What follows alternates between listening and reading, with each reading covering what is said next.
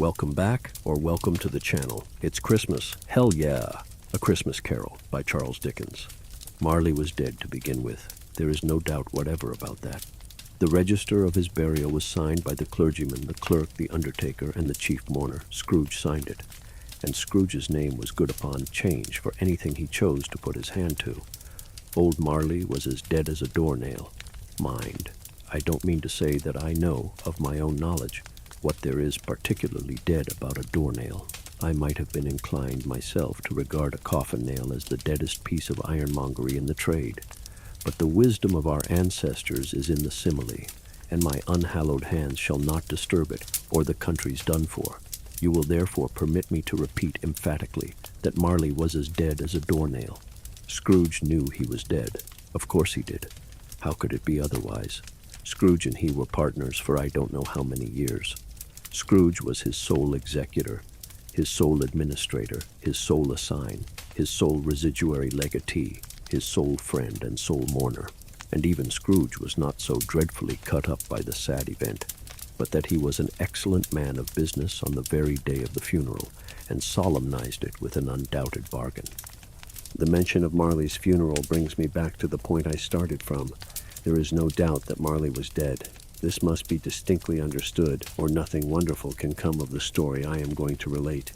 If we were not perfectly convinced that Hamlet's father died before the play began, there would be nothing more remarkable in his taking a stroll at night in an easterly wind upon his own ramparts than there would be in any other middle-aged gentleman rashly turning out after dark in a breezy spot, say St. Paul's churchyard, for instance, literally to astonish his son's weak mind. Scrooge never painted out old Marley's name. There it stood, years afterwards, above the warehouse door, Scrooge and Marley. The firm was known as Scrooge and Marley. Sometimes people new to the business called Scrooge Scrooge and sometimes Marley, but he answered to both names. It was all the same to him. Oh, but he was a tight-fisted hand at the grindstone, Scrooge, a squeezing, wrenching, grasping, scraping, clutching, covetous old sinner, hard and sharp as flint, from which no steel had ever struck out generous fire, secret and self-contained and solitary as an oyster. The cold within him froze his old features, nipped his pointed nose, shriveled his cheek, stiffened his gait, made his eyes red, his thin lips blue, and spoke out shrewdly in his grating voice. A frosty rime was on his head, and on his eyebrows and his wiry chin. He carried his own low temperature always about with him. He iced his office in the dog days, and didn't thaw at 1 degree at Christmas. External heat and cold had little influence on Scrooge. No warmth could warm, no wintry weather chill him. No wind that blew was bitterer than he. No falling snow was more intent upon its purpose. No pelting rain less open to entreaty. Foul weather didn't know where to have him. The heaviest rain and snow and hail and sleet could boast of the advantage over him in only one respect. They often came down handsomely, and Scrooge never did. Nobody ever stopped him in the street to say with gladsome looks, "My dear Scrooge, how are you? When will you come to see me?" No beggars implored him to bestow a trifle. No children asked him what it was o'clock. No man or woman ever once in all his life inquired the way to such and such a place of Scrooge.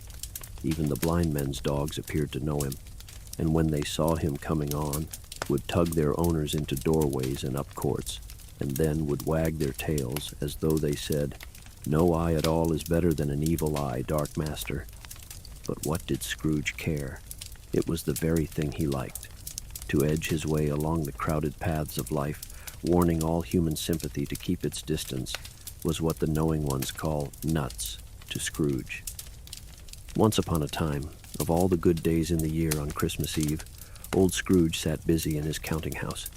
It was cold, bleak, biting weather, foggy withal, and he could hear the people in the court outside go wheezing up and down, beating their hands upon their breasts and stamping their feet upon the pavement stones to warm them. The city clocks had only just gone 3, but it was quite dark already. It had not been light all day, and candles were flaring in the windows of the neighboring offices like ruddy smears upon the palpable brown air. The fog came pouring in at every chink and keyhole, and was so dense without that although the court was of the narrowest, the houses opposite were mere phantoms. To see the dingy cloud come drooping down, obscuring everything, one might have thought that nature lived hard by and was brewing on a large scale. The door of Scrooge's counting-house was open, that he might keep his eye upon his clerk, who, in a dismal little cell beyond, a sort of tank, was copying letters. Scrooge had a very small fire, but the clerk's fire was so very much smaller that it looked like one coal, but he couldn't replenish it, for Scrooge kept the coal box in his own room, and so, surely as the clerk came in with the shovel, the master predicted that it would be necessary for them to part. Wherefore the clerk put on his white comforter and tried to warm himself at the candle, in which effort, not being a man of a strong imagination, he failed. "A Merry Christmas, Uncle. God save you," cried a cheerful voice. It was the voice of Scrooge's nephew, who came upon him so quickly that this was the first intimation he had of his approach. "Bah!" said Scrooge. "Humbug!" He had so heated himself with rapid walking in the fog and frost, this nephew of Scrooge's, that he was all in a glow. His face was ruddy and handsome, his eyes sparkled, and his breath smoked again. "Christmas a humbug, Uncle," said Scrooge's nephew. "You don't mean that, I am sure." "I do," said Scrooge. "Merry Christmas. What right have you to be merry? What reason have you to be merry? You're poor enough." "Come, then," returned the nephew gaily. "What right have you to be dismal? What reason have you to be morose? You're rich enough."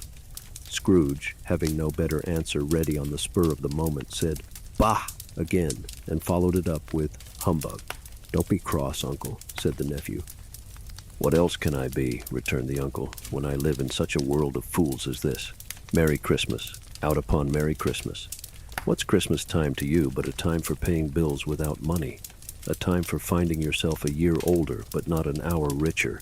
A time for balancing your books and having every item in them through a round dozen of months presented dead against you?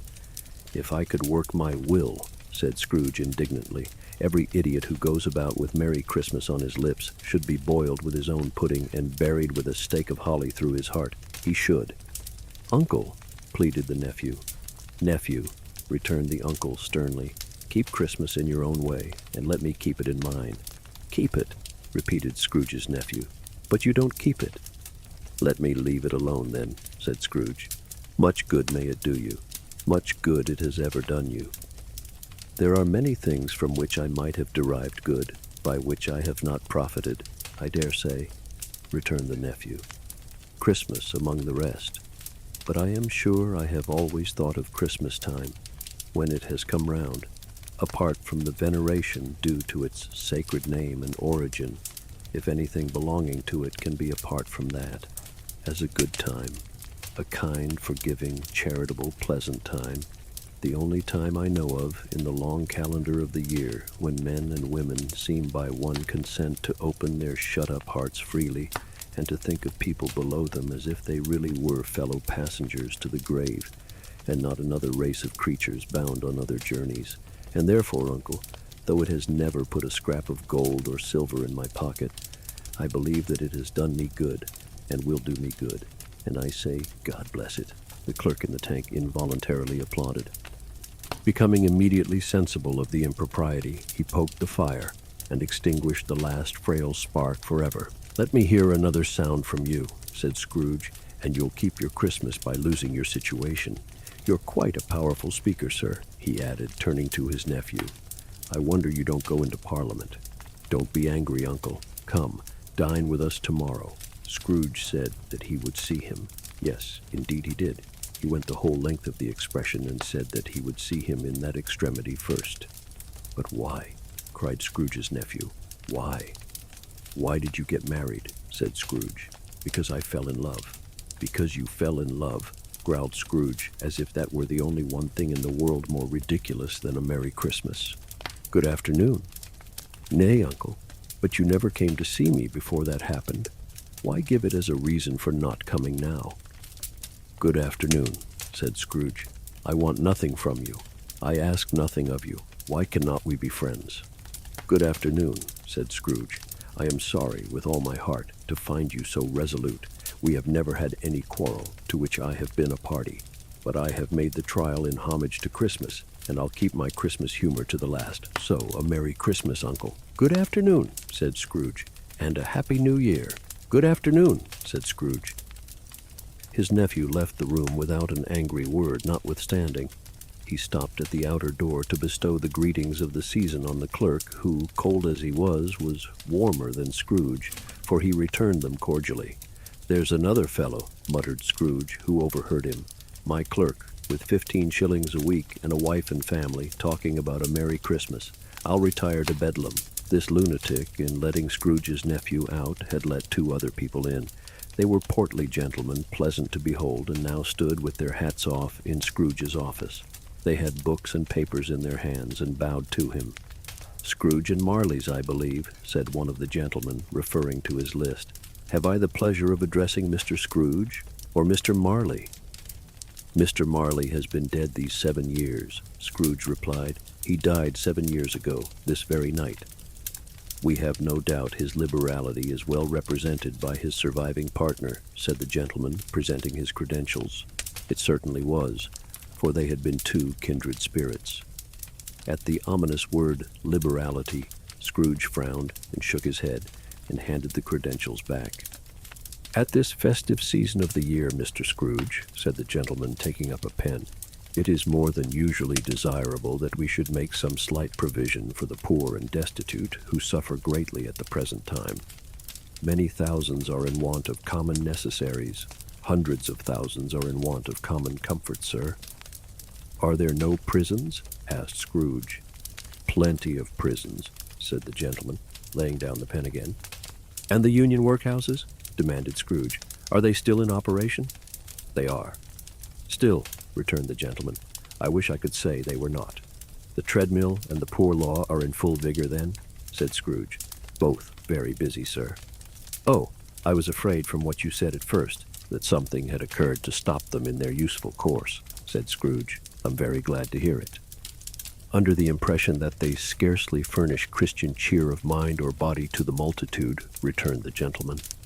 "A few of us are endeavoring to raise a fund to buy the poor some meat and drink and means of warmth. We choose this time because it is a time of all others when want is keenly felt and abundance rejoices. What shall I put you down for?" "Nothing," Scrooge replied. "You wish to be anonymous?" "I wish to be left alone," said Scrooge. "Since you ask me what I wish, gentlemen, that is my answer. I don't make merry myself at Christmas, and I can't afford to make idle people merry. I help to support the establishments I have mentioned. They cost enough, and those who are badly off must go there. Many can't go there, and many would rather die." "If they would rather die," said Scrooge, "they had better do it, and decrease the surplus population. Besides, excuse me, I don't know that." "But you might know it," observed the gentleman. "It's not my business," Scrooge returned. "It's enough for a man to understand his own business, and not to interfere with other people's. Mine occupies me constantly. Good afternoon, gentlemen." Seeing clearly that it would be useless to pursue their point, the gentleman withdrew. Scrooge resumed his labors with an improved opinion of himself, and in a more facetious temper than was usual with him. Meanwhile, the fog and darkness thickened so that people ran about with flaring links, proffering their services to go before horses and carriages, and conduct them on their way. The ancient tower of a church, whose gruff old bell was always peeping slyly down at Scrooge out of a gothic window in the wall, became invisible, and struck the hours and quarters in the clouds, with tremulous vibrations afterwards, as if its teeth were chattering in its frozen head up there. The cold became intense. In the main street, at the corner of the court, some laborers were repairing the gas pipes, and had lighted a great fire in a brazier, round which a party of ragged men and boys were gathered, warming their hands and winking their eyes before the blaze in rapture. The water plug being left in solitude, its overflowings sullenly congealed and turned to misanthropic ice. The brightness of the shops, where holly sprigs and berries crackled in the lamp heat of the windows, made pale faces ruddy as they passed. Poulterers' and grocers' trades became a splendid joke, a glorious pageant, with which it was next to impossible to believe that such dull principles as bargain and sale had anything to do. The Lord Mayor in the stronghold of the mighty mansion house gave orders to his 50 cooks and butlers to keep Christmas as a Lord Mayor's household should, and even the little tailor, whom he had fined 5 shillings on the previous Monday for being drunk and bloodthirsty in the streets, stirred up tomorrow's pudding in his garret, while his lean wife and the baby sallied out to buy the beef. Foggier yet, and colder, piercing, searching, biting cold. If the good St. Dunstan had but nipped the evil spirit's nose with a touch of such weather as that, instead of using his familiar weapons, then indeed he would have roared to lusty purpose. The owner of one scant young nose, gnawed and mumbled by the hungry cold as bones are gnawed by dogs, stooped down at Scrooge's keyhole to regale him with a Christmas carol. But at the first sound of "God bless you, merry gentlemen, may nothing you dismay," Scrooge seized the ruler with such energy of action that the singer fled in terror, leaving the keyhole to the fog and even more congenial frost. At length, the hour of shutting up the counting-house arrived. With an ill will, Scrooge dismounted from his stool and tacitly admitted the fact to the expectant clerk in the tank, who instantly snuffed his candle out and put on his hat. "You'll want all day tomorrow, I suppose," said Scrooge. "If quite convenient, sir." "It's not convenient," said Scrooge, "and it's not fair. If I was to stop half a crown for it, you'd think yourself ill-used, I'll be bound." The clerk smiled faintly. "And yet," said Scrooge, "you don't think me ill-used when I pay a day's wages for no work." The clerk observed that it was only once a year. "A poor excuse for picking a man's pocket every 25th of December," said Scrooge, buttoning his greatcoat to the chin. "But I suppose you must have the whole day. Be here all the earlier next morning." The clerk promised that he would, and Scrooge walked out with a growl. The office was closed in a twinkling, and the clerk, with the long ends of his white comforter dangling below his waist, for he boasted no greatcoat, went down a slide on Cornhill, at the end of a lane of boys, 20 times, in honor of its being Christmas Eve, and then ran home to Camden Town as hard as he could pelt to play at blindman's buff. Scrooge took his melancholy dinner in his usual melancholy tavern, and having read all the newspapers and beguiled the rest of the evening with his banker's book, went home to bed. He lived in chambers which had once belonged to his deceased partner. They were a gloomy suite of rooms, in a lowering pile of building up a yard, where it had so little business to be, that one could scarcely help fancying it must have run there when it was a young house, playing at hide-and-seek with other houses and forgotten the way out again.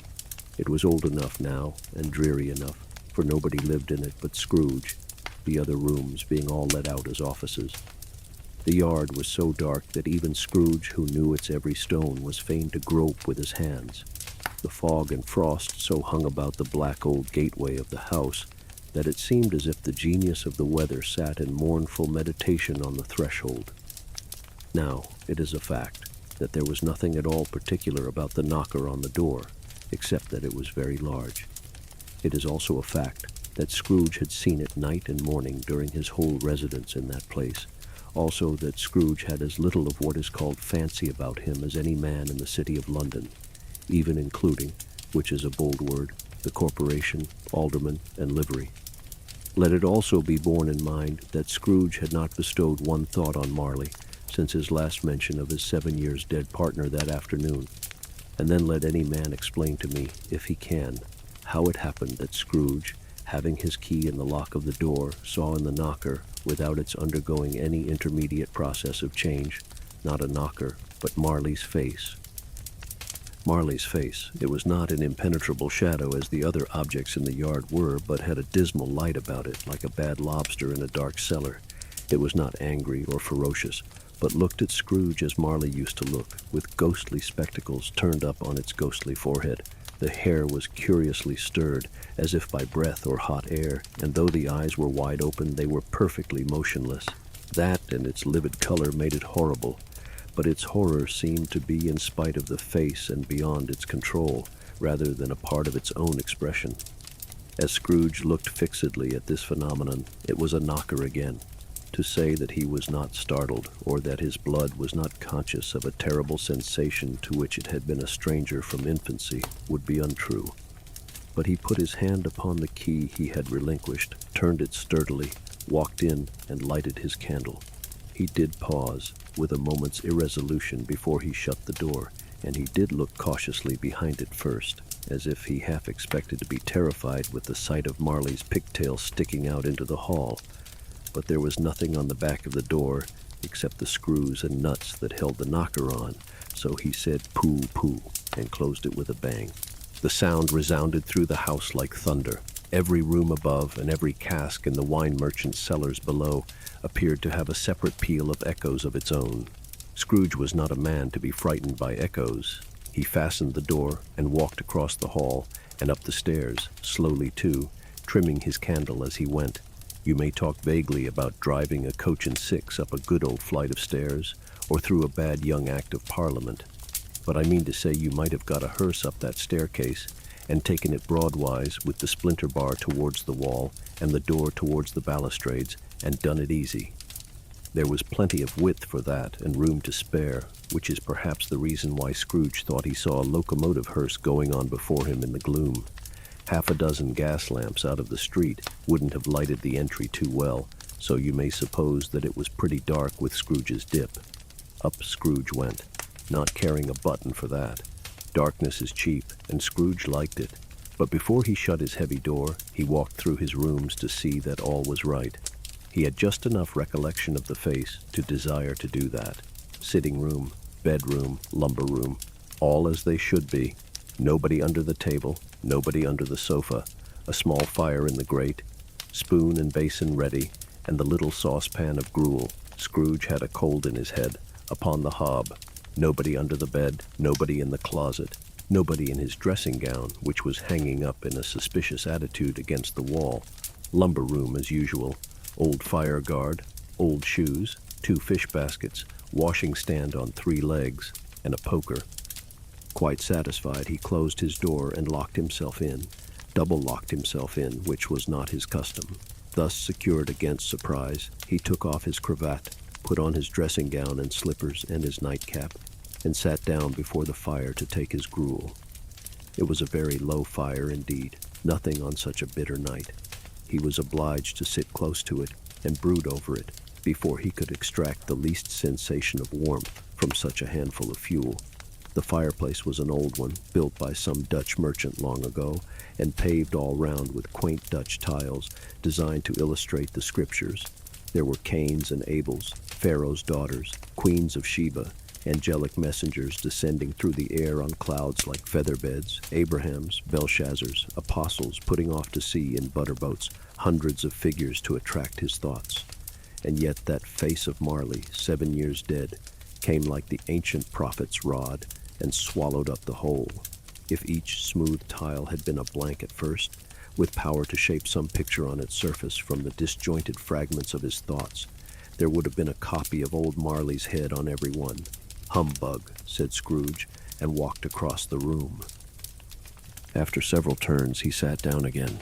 As he threw his head back in the chair, his glance happened to rest upon a bell, a disused bell that hung in the room and communicated for some purpose now forgotten with a chamber in the highest story of the building. It was with great astonishment and with a strange, inexplicable dread that as he looked, he saw this bell begin to swing. It swung so softly in the outset that it scarcely made a sound, but soon it rang out loudly, and so did every bell in the house. This might have lasted half a minute or a minute, but it seemed an hour. The bells ceased as they had begun together. They were succeeded by a clanking noise deep down below, as if some person were dragging a heavy chain over the casks in the wine merchant's cellar. Scrooge then remembered to have heard that ghosts in haunted houses were described as dragging chains. The cellar door flew open with a booming sound, and then he heard the noise much louder on the floors below, then coming up the stairs, then coming straight towards his door. "It's humbug still," said Scrooge. "I won't believe it." His color changed, though, when without a pause it came on through the heavy door and passed into the room before his eyes. Upon its coming in, the dying flame leaped up as though it cried, "I know him, Marley's ghost," and fell again. The same face, the very same. Marley in his pigtail, usual waistcoat, tights, and boots, the tassels on the latter bristling like his pigtail and his coat skirts, and the hair upon his head. The chain he drew was clasped about his middle. It was long and wound about him like a tail, and it was made, for Scrooge observed it closely, of cash boxes, keys, padlocks, ledgers, deeds, and heavy purses wrought in steel. His body was transparent, so that Scrooge, observing him and looking through his waistcoat, could see the 2 buttons on his coat behind. Scrooge had often heard it said that Marley had no bowels, but he had never believed it until now. No, nor did he believe it even now, though he looked the phantom through and through and saw it standing before him, though he felt the chilling influence of its death-cold eyes, and marked the very texture of the folded kerchief bound about its head and chin, which wrapper he had not observed before. He was still incredulous and fought against his senses. "How now?" said Scrooge, caustic and cold as ever. "What do you want with me?" "Much," Marley's voice, no doubt about it. "Who are you?" "Ask me who I was." "Who were you then?" said Scrooge, raising his voice. "You're particular, for a shade." He was going to say "to a shade," but substituted this as more appropriate. "In life, I was your partner, Jacob Marley." Can you sit down?" asked Scrooge, looking doubtfully at him. "I can." "Do it, then." Scrooge asked the question because he didn't know whether a ghost so transparent might find himself in a condition to take a chair, and felt that in the event of its being impossible, it might involve the necessity of an embarrassing explanation. But the ghost sat down on the opposite side of the fireplace, as if he were quite used to it. "You don't believe in me," observed the ghost. "I don't," said Scrooge. "What evidence would you have of my reality beyond that of your senses?" "I don't know," said Scrooge. "Why do you doubt your senses?" "Because," said Scrooge, "a little thing affects them. A slight disorder of the stomach makes them cheats. You may be an undigested bit of beef, a blot of mustard, a crumb of cheese, a fragment of an underdone potato. There's more of gravy than of grave about you, whatever you are." Scrooge was not much in the habit of cracking jokes, nor did he feel in his heart by any means waggish then. The truth is that he tried to be smart as a means of distracting his own attention and keeping down his terror, for the spectre's voice disturbed the very marrow in his bones.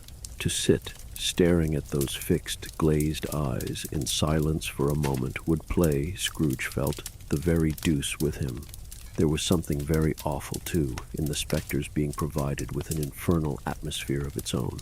Scrooge could not feel it himself, but this was clearly the case, for though the ghost sat perfectly motionless, its hair and skirts and tassels were still agitated as by the hot vapor from an oven. "You see this toothpick?" said Scrooge, returning quickly to the charge for the reason just assigned, and wishing, though it were only for a second, to divert the vision's stony gaze from himself. "I do," replied the ghost. "You are not looking at it," said Scrooge. "But I see it," said the ghost, notwithstanding. "Well," returned Scrooge, "I have but to swallow this, and be for the rest of my days persecuted by a legion of goblins, all of my own creation. Humbug, I tell you, humbug." At this the spirit raised a frightful cry, and shook its chain with such a dismal and appalling noise that Scrooge held on tight to his chair to save himself from falling in a swoon. But how much greater was his horror when the phantom, taking off the bandage round its head, as if it were too warm to wear indoors, its lower jaw dropped down upon its breast. Scrooge fell upon his knees and clasped his hands before his face. "Mercy," he said, "dreadful apparition, why do you trouble me?" "Man of the worldly mind," replied the ghost, "do you believe in me or not?" "I do," said Scrooge. "I must. But why do spirits walk the earth, and why do they come to me?" "It is required of every man," the ghost returned, "that the spirit within him should walk abroad among his fellow men, and travel far and wide. And if that spirit goes not forth in life, it is condemned to do so after death. It is doomed to wander through the world. Oh, woe is me, and witness what it cannot share, but might have shared on earth, and turned to happiness." Again the spectre raised a cry, and shook its chain and wrung its shadowy hands. "You are fettered," said Scrooge, trembling. "Tell me why." "I wear the chain I forged in life," replied the ghost. "I made it link by link and yard by yard. I girded it on of my own free will, and of my own free will I wore it. Is its pattern strange to you?" Scrooge trembled more and more. "Or would you know," pursued the ghost, the weight and length of the strong coil you bear yourself. It was full as heavy and as long as this, 7 Christmas Eves ago. You have labored on it since. It is a ponderous chain." Scrooge glanced about him on the floor, in the expectation of finding himself surrounded by some 50 or 60 fathoms of iron cable, but he could see nothing. "Jacob," he said imploringly, "old Jacob Marley, tell me more. Speak comfort to me, Jacob." "I have none to give," the ghost replied. "It comes from other regions, Ebenezer Scrooge, and is conveyed by other ministers to other kinds of men, nor can I tell you what I would. A very little more is all permitted to me. I cannot rest, I cannot stay, I cannot linger anywhere. My spirit never walked beyond our counting-house, mark me. In life my spirit never roved beyond the narrow limits of our money-changing hole, and weary journeys lie before me." It was a habit with Scrooge, whenever he became thoughtful, to put his hands in his breeches pockets. Pondering on what the ghost had said, he did so now, but without lifting up his eyes, or getting off his knees. "You must have been very slow about it, Jacob," Scrooge observed in a business-like manner, though with humility and deference. "Slow," the ghost repeated. "7 years dead," mused Scrooge, "and traveling all the time." "The whole time," said the ghost. "No rest, no peace, incessant torture of remorse." "You travel fast," said Scrooge. "On the wings of the wind," replied the ghost. "You might have got over a great quantity of ground in 7 years," said Scrooge. The ghost, on hearing this, set up another cry, and clanked its chain so hideously in the dead silence of the night that the ward would have been justified in indicting it for a nuisance. "Oh, captive, bound and double-ironed," cried the phantom, "not to know that ages of incessant labor by immortal creatures, for this earth must pass into eternity before the good of which it is susceptible is all developed. Not to know that any Christian spirit working kindly in its little sphere, whatever it may be, will find its mortal life too short for its vast means of usefulness. Not to know that no space of regret can make amends for one life's opportunity misused. Yet such was I. Oh, such was I." "But you were always a good man of business, Jacob," faltered Scrooge, who now began to apply this to himself. "Business?" cried the ghost, wringing its hands again. "Mankind was my business. The common welfare was my business. Charity, mercy, forbearance, and benevolence were all my business. The dealings of my trade were but a drop of water in the comprehensive ocean of my business." It held up its chain at arm's length, as if that were the cause of all its unavailing grief, and flung it heavily upon the ground again. "At this time of the rolling year," the spectre said, "I suffer most. Why did I walk through crowds of fellow beings with my eyes turned down, and never raise them to that blessed star which led the wise men to a poor abode? Were there no poor homes to which its light would have conducted me?" Scrooge was very much dismayed to hear the spectre going on at this rate, and began to quake exceedingly. "Hear me," cried the ghost. "My time is nearly gone." "I will," said Scrooge, "but don't be hard upon me. Don't be flowery, Jacob. Pray." "How it is that I appear before you in a shape that you can see I may not tell. I have sat invisible beside you many and many a day." It was not an agreeable idea. Scrooge shivered and wiped the perspiration from his brow. "That is no light part of my penance," pursued the ghost. "I am here tonight to warn you that you have yet a chance and hope of escaping my fate, a chance and hope of my procuring Ebenezer." "You were always a good friend to me," said Scrooge. "Thank ye. You will be haunted," resumed the ghost, "by 3 spirits." Scrooge's countenance fell almost as low as the ghost's had done. "Is that the chance and hope you mentioned, Jacob?" he demanded in a faltering voice. "It is. I think I'd rather not," said Scrooge. "Without their visits," said the ghost, "you cannot hope to shun the path I tread. Expect the first tomorrow when the bell tolls 1. "Couldn't I take 'em all at once and have it over, Jacob?" hinted Scrooge. "Expect the second on the next night at the same hour, the third upon the next night when the last stroke of 12 has ceased to vibrate. Look to see me no more, and look that, for your own sake, you remember what has passed between us." When it had said these words, the spectre took its wrapper from the table and bound it round its head as before. Scrooge knew this by the smart sound its teeth made when the jaws were brought together by the bandage. He ventured to raise his eyes again, and found his supernatural visitor confronting him in an erect attitude, with its chain wound over and about its arm. The apparition walked backward from him, and at every step it took, the window raised itself a little, so that when the specter reached it, it was wide open. It beckoned Scrooge to approach, which he did. When they were within 2 paces of each other, Marley's ghost held up its hand, warning him to come no nearer. Scrooge stopped, not so much in obedience as in surprise and fear, for on the raising of the hand he became sensible of confused noises in the air, incoherent sounds of lamentation and regret, wailings inexpressibly sorrowful and self-accusatory. The specter, after listening for a moment, joined in the mournful dirge and floated out upon the bleak, dark night. Scrooge followed to the window, desperate in his curiosity. He looked out. The air was filled with phantoms, wandering hither and thither in restless haste and moaning as they went. Every one of them wore chains like Marley's ghost. Some few, they might be guilty governments, were linked together. None were free. Many had been personally known to Scrooge in their lives. He had been quite familiar with one old ghost in a white waistcoat with a monstrous iron safe attached to its ankle, who cried piteously at being unable to assist a wretched woman with an infant whom it saw below upon a doorstep. The misery with them all was clearly that they sought to interfere, for good, in human matters, and had lost the power forever. Whether these creatures faded into mist or mist enshrouded them, he could not tell, but they and their spirit voices faded together, and the night became as it had been when he walked home. Scrooge closed the window and examined the door by which the ghost had entered.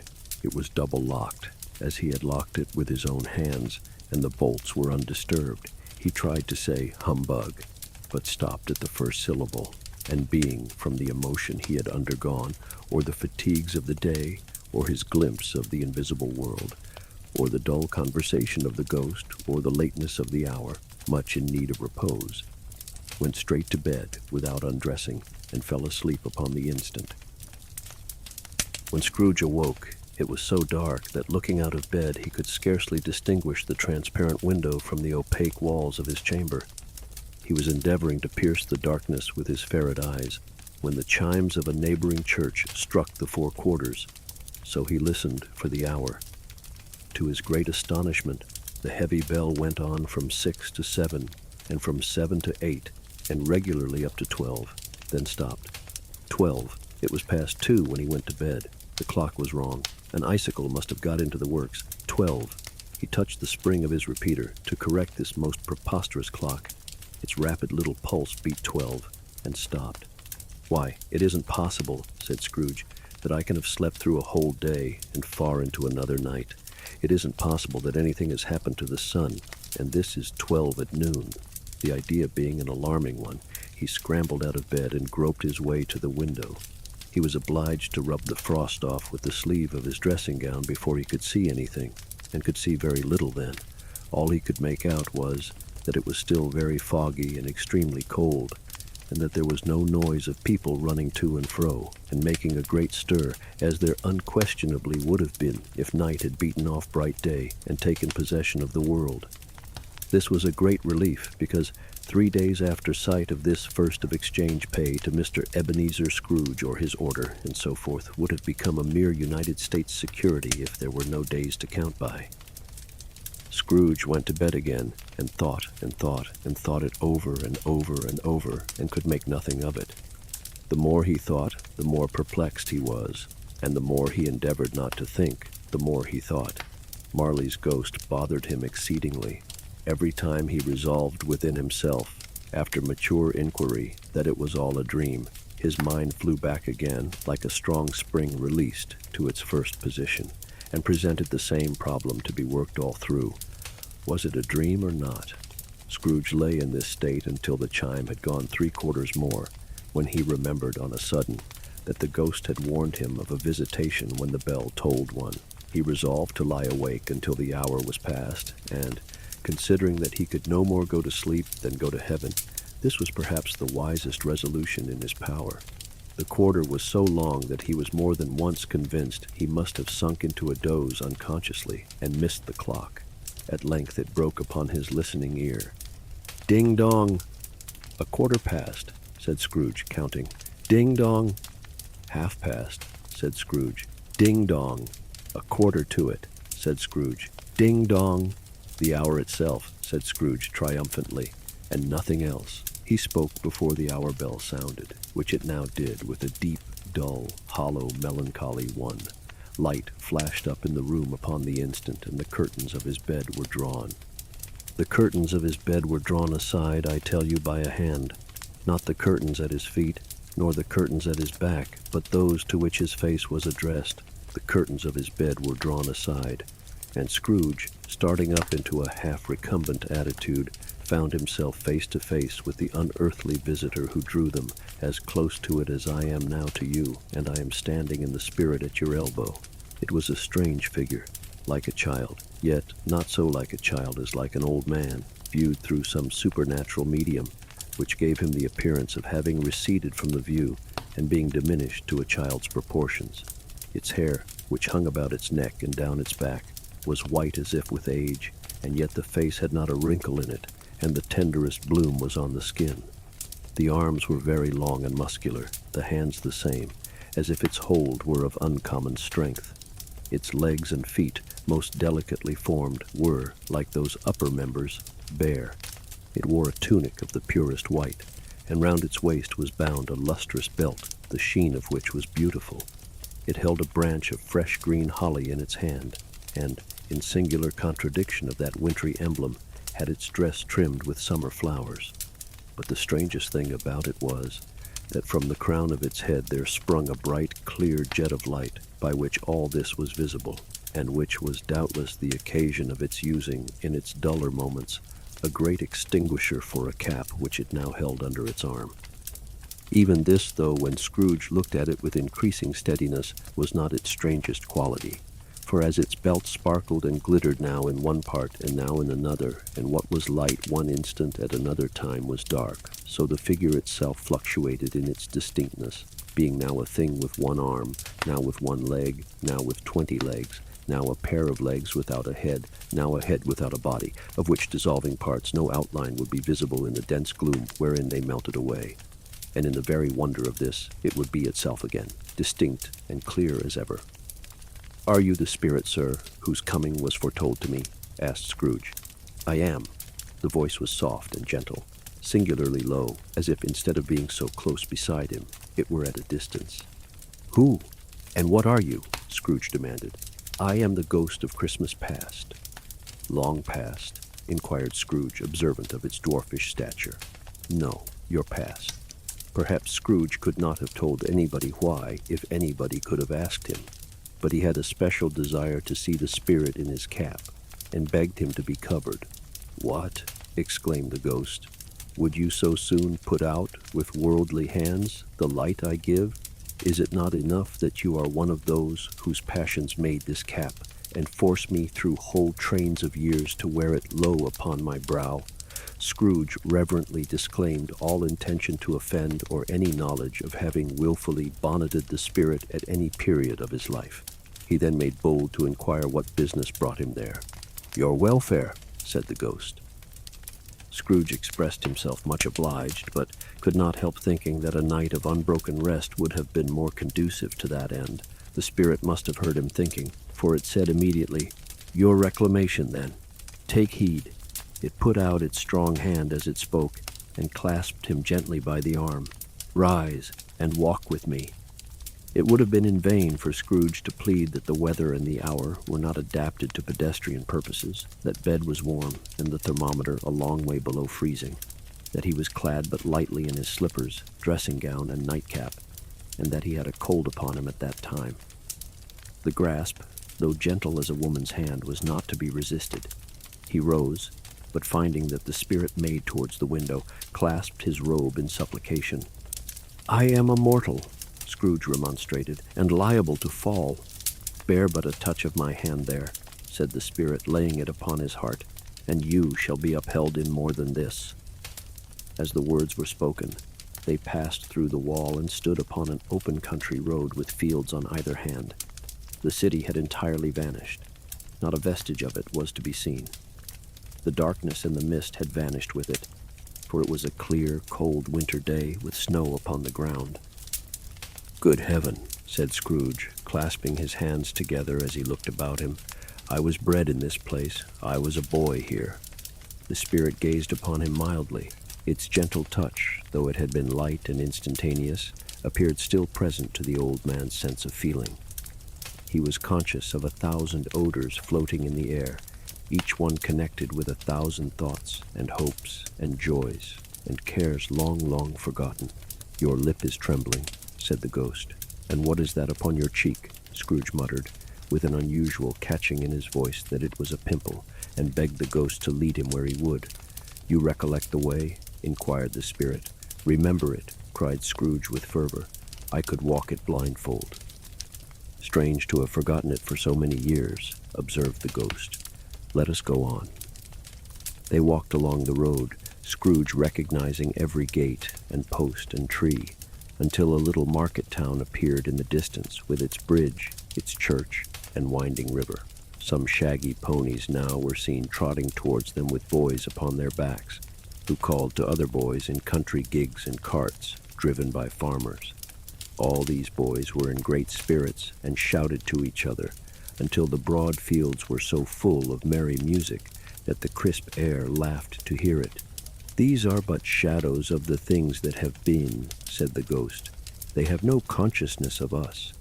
The jocund travelers came on, and as they came, Scrooge knew and named them every one. Why was he rejoiced beyond all bounds to see them? Why did his cold eye glisten and his heart leap up as they went past?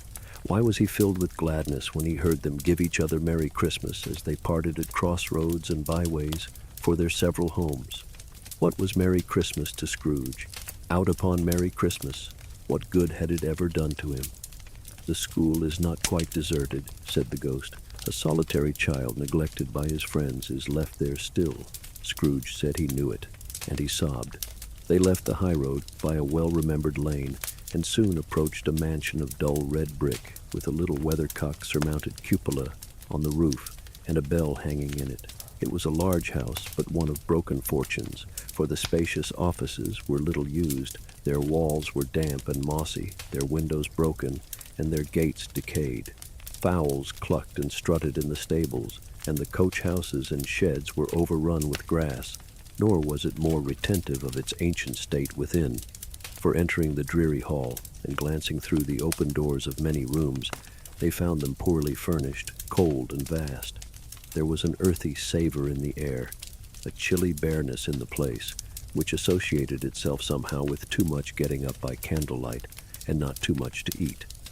They went, the ghost and Scrooge, across the hall to a door at the back of the house. It opened before them and disclosed a long, bare, melancholy room, made barer still by lines of plain deal forms and desks. At one of these, a lonely boy was reading near a feeble fire, and Scrooge sat down upon a form and wept to see his poor, forgotten self as he used to be.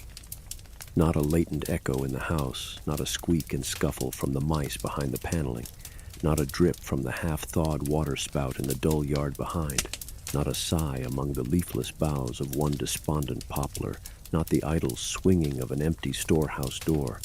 No, not a clicking in the fire, but fell upon the heart of Scrooge with a softening influence, and gave a freer passage to his tears. The spirit touched him on the arm and pointed to his younger self, intent upon his reading.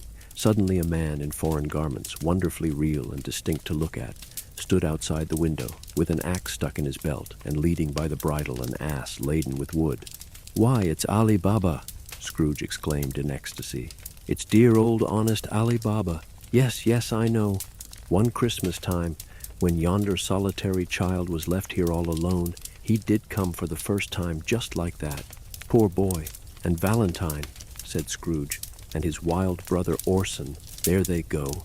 And what's his name, who was put down in his drawers, asleep at the gate of Damascus. Don't you see him? And the Sultan's groom turned upside down by the genii, there he is upon his head. Serve him right. I'm glad of it. What business had he to be married to the princess? To hear Scrooge expending all the earnestness of his nature on such subjects, in a most extraordinary voice between laughing and crying, and to see his heightened and excited face, would have been a surprise to his business friends in the city indeed.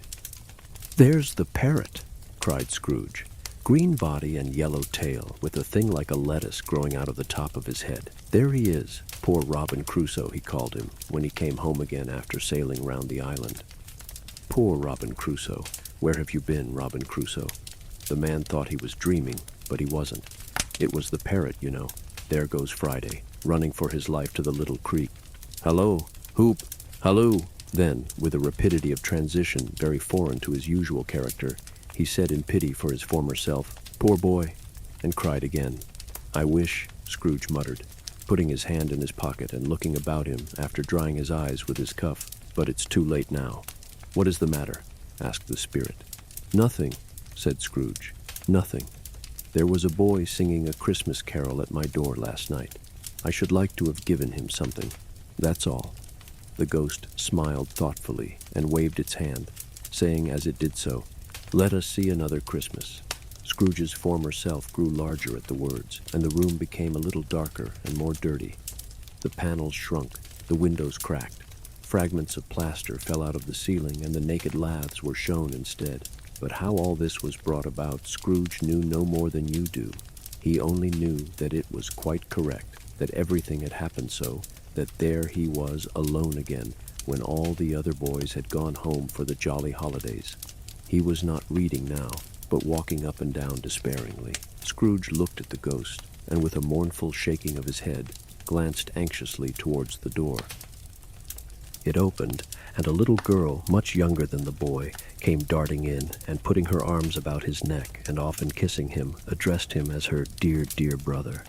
"I have come to bring you home, dear brother," said the child, clapping her tiny hands and bending down to laugh. "To bring you home, home, home." "Home, little Fan?" returned the boy. "Yes," said the child, brimful of glee. "Home for good and all, home forever and ever. Father is so much kinder than he used to be that home's like heaven. He spoke so gently to me one dear night when I was going to bed that I was not afraid to ask him once more if you might come home, and he said yes you should, and sent me in a coach to bring you, and you're to be a man," said the child, opening her eyes, "and are never to come back here. But first we're to be together all the Christmas long, and have the merriest time in all the world." "You are quite a woman, little Fan," exclaimed the boy. She clapped her hands and laughed and tried to touch his head, but being too little, laughed again and stood on tiptoe to embrace him. Then she began to drag him in her childish eagerness towards the door, and he, nothing loath to go, accompanied her. A terrible voice in the hall cried, "Bring down Master Scrooge's box there!" And in the hall appeared the schoolmaster himself, who glared on Master Scrooge with a ferocious condescension, and threw him into a dreadful state of mind by shaking hands with him. He then conveyed him and his sister into the veriest old well of a shivering best parlor that ever was seen, where the maps upon the wall and the celestial and terrestrial globes in the windows were waxy with cold. Here he produced a decanter of curiously light wine and a block of curiously heavy cake, and administered installments of those dainties to the young people, at the same time sending out a meager servant to offer a glass of something to the postboy, who answered that he thanked the gentleman, but if it was the same tap as he had tasted before, he had rather not. Master Scrooge's trunk being by this time tied on to the top of the chaise, the children bade the schoolmaster good-bye right willingly, and getting into it, drove gaily down the garden sweep, the quick wheels dashing the hoar-frost and snow from off the dark leaves of the evergreens like spray. "Always a delicate creature, whom a breath might have withered," said the ghost, "but she had a large heart." "So she had," cried Scrooge. "You're right. I will not gainsay it, spirit. God forbid." "She died a woman," said the ghost, "and had, as I think, children." "One child," Scrooge returned.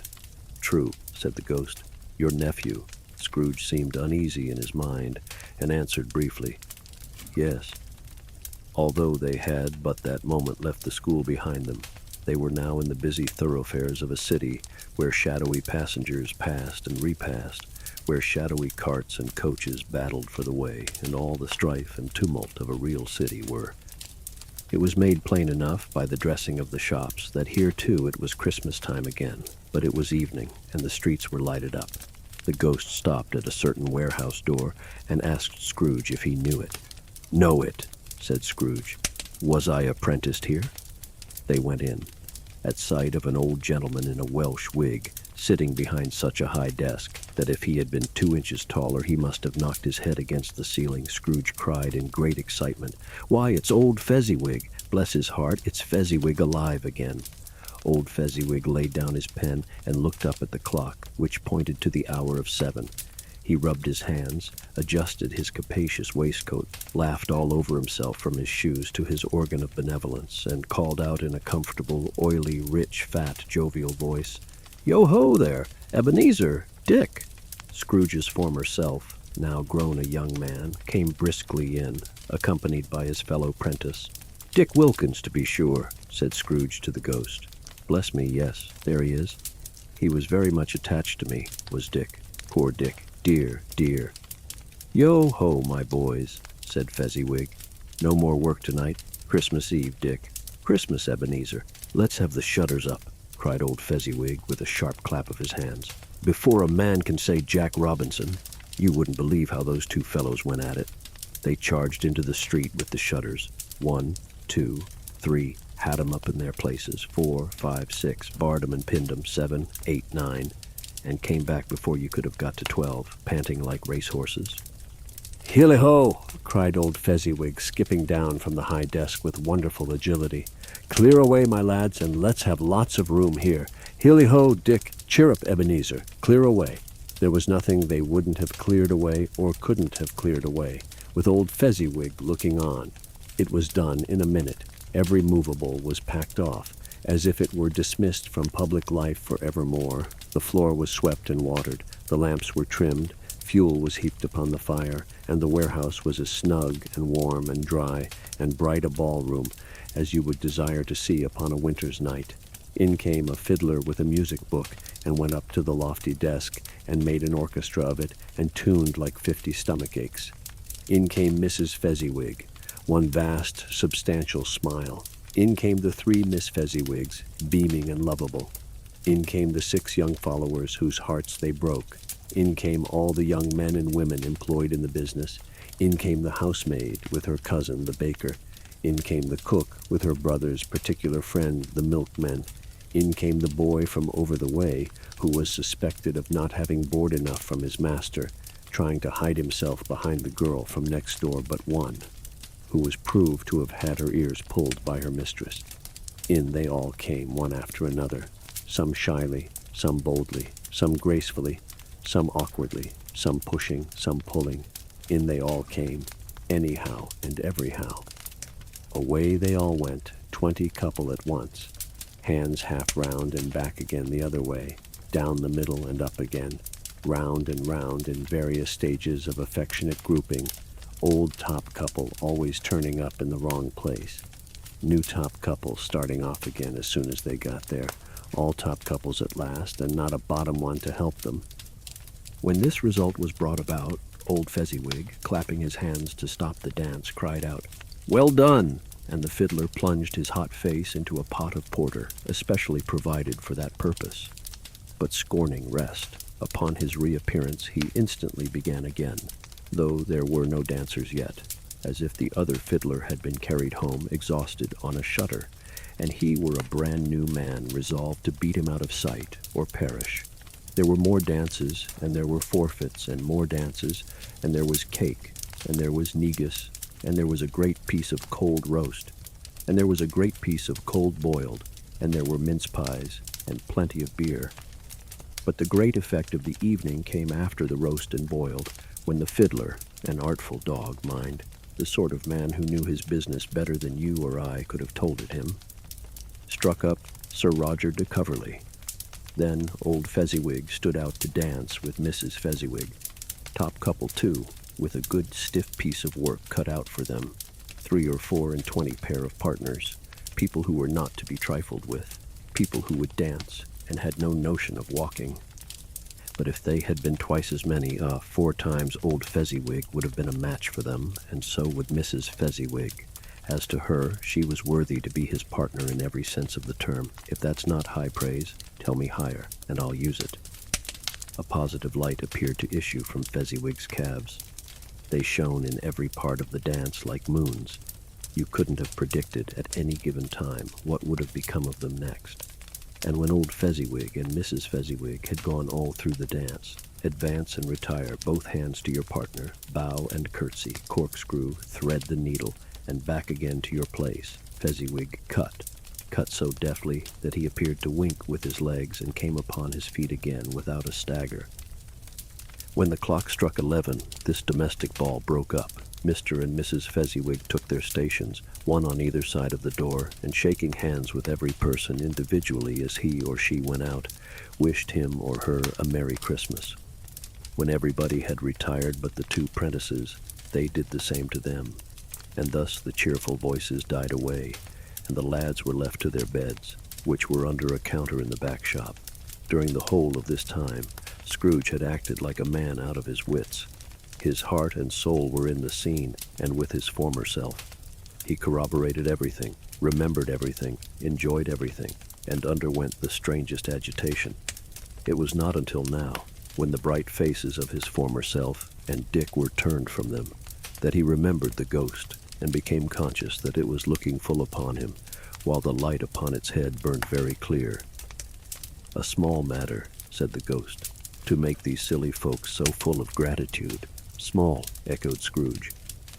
The spirit signed to him to listen to the 2 apprentices, who were pouring out their hearts in praise of Fezziwig, and when he had done so, said, "Why, is it not? He has spent but a few pounds of your mortal money, 3 or 4 perhaps. Is that so much that he deserves this praise?" "It isn't that," said Scrooge, heated by the remark and speaking unconsciously like his former, not his latter self. "It isn't that, spirit. He has the power to render us happy or unhappy, to make our service light or burdensome, a pleasure or a toil. Say that his power lies in words and looks, in things so slight and insignificant that it is impossible to add and count them up. What then? The happiness he gives is quite as great as if it cost a fortune." He felt the spirit's glance, and stopped. "What is the matter?" asked the ghost. "Nothing particular," said Scrooge. "Something, I think," the ghost insisted. "No," said Scrooge, "no. I should like to be able to say a word or 2 to my clerk just now. That's all." His former self turned down the lamps as he gave utterance to the wish, and Scrooge and the ghost again stood side by side in the open air. "My time grows short," observed the spirit. "Quick." This was not addressed to Scrooge or to anyone whom he could see, but it produced an immediate effect, for again Scrooge saw himself. He was older now, a man in the prime of life. His face had not the harsh and rigid lines of later years, but it had begun to wear the signs of care and avarice.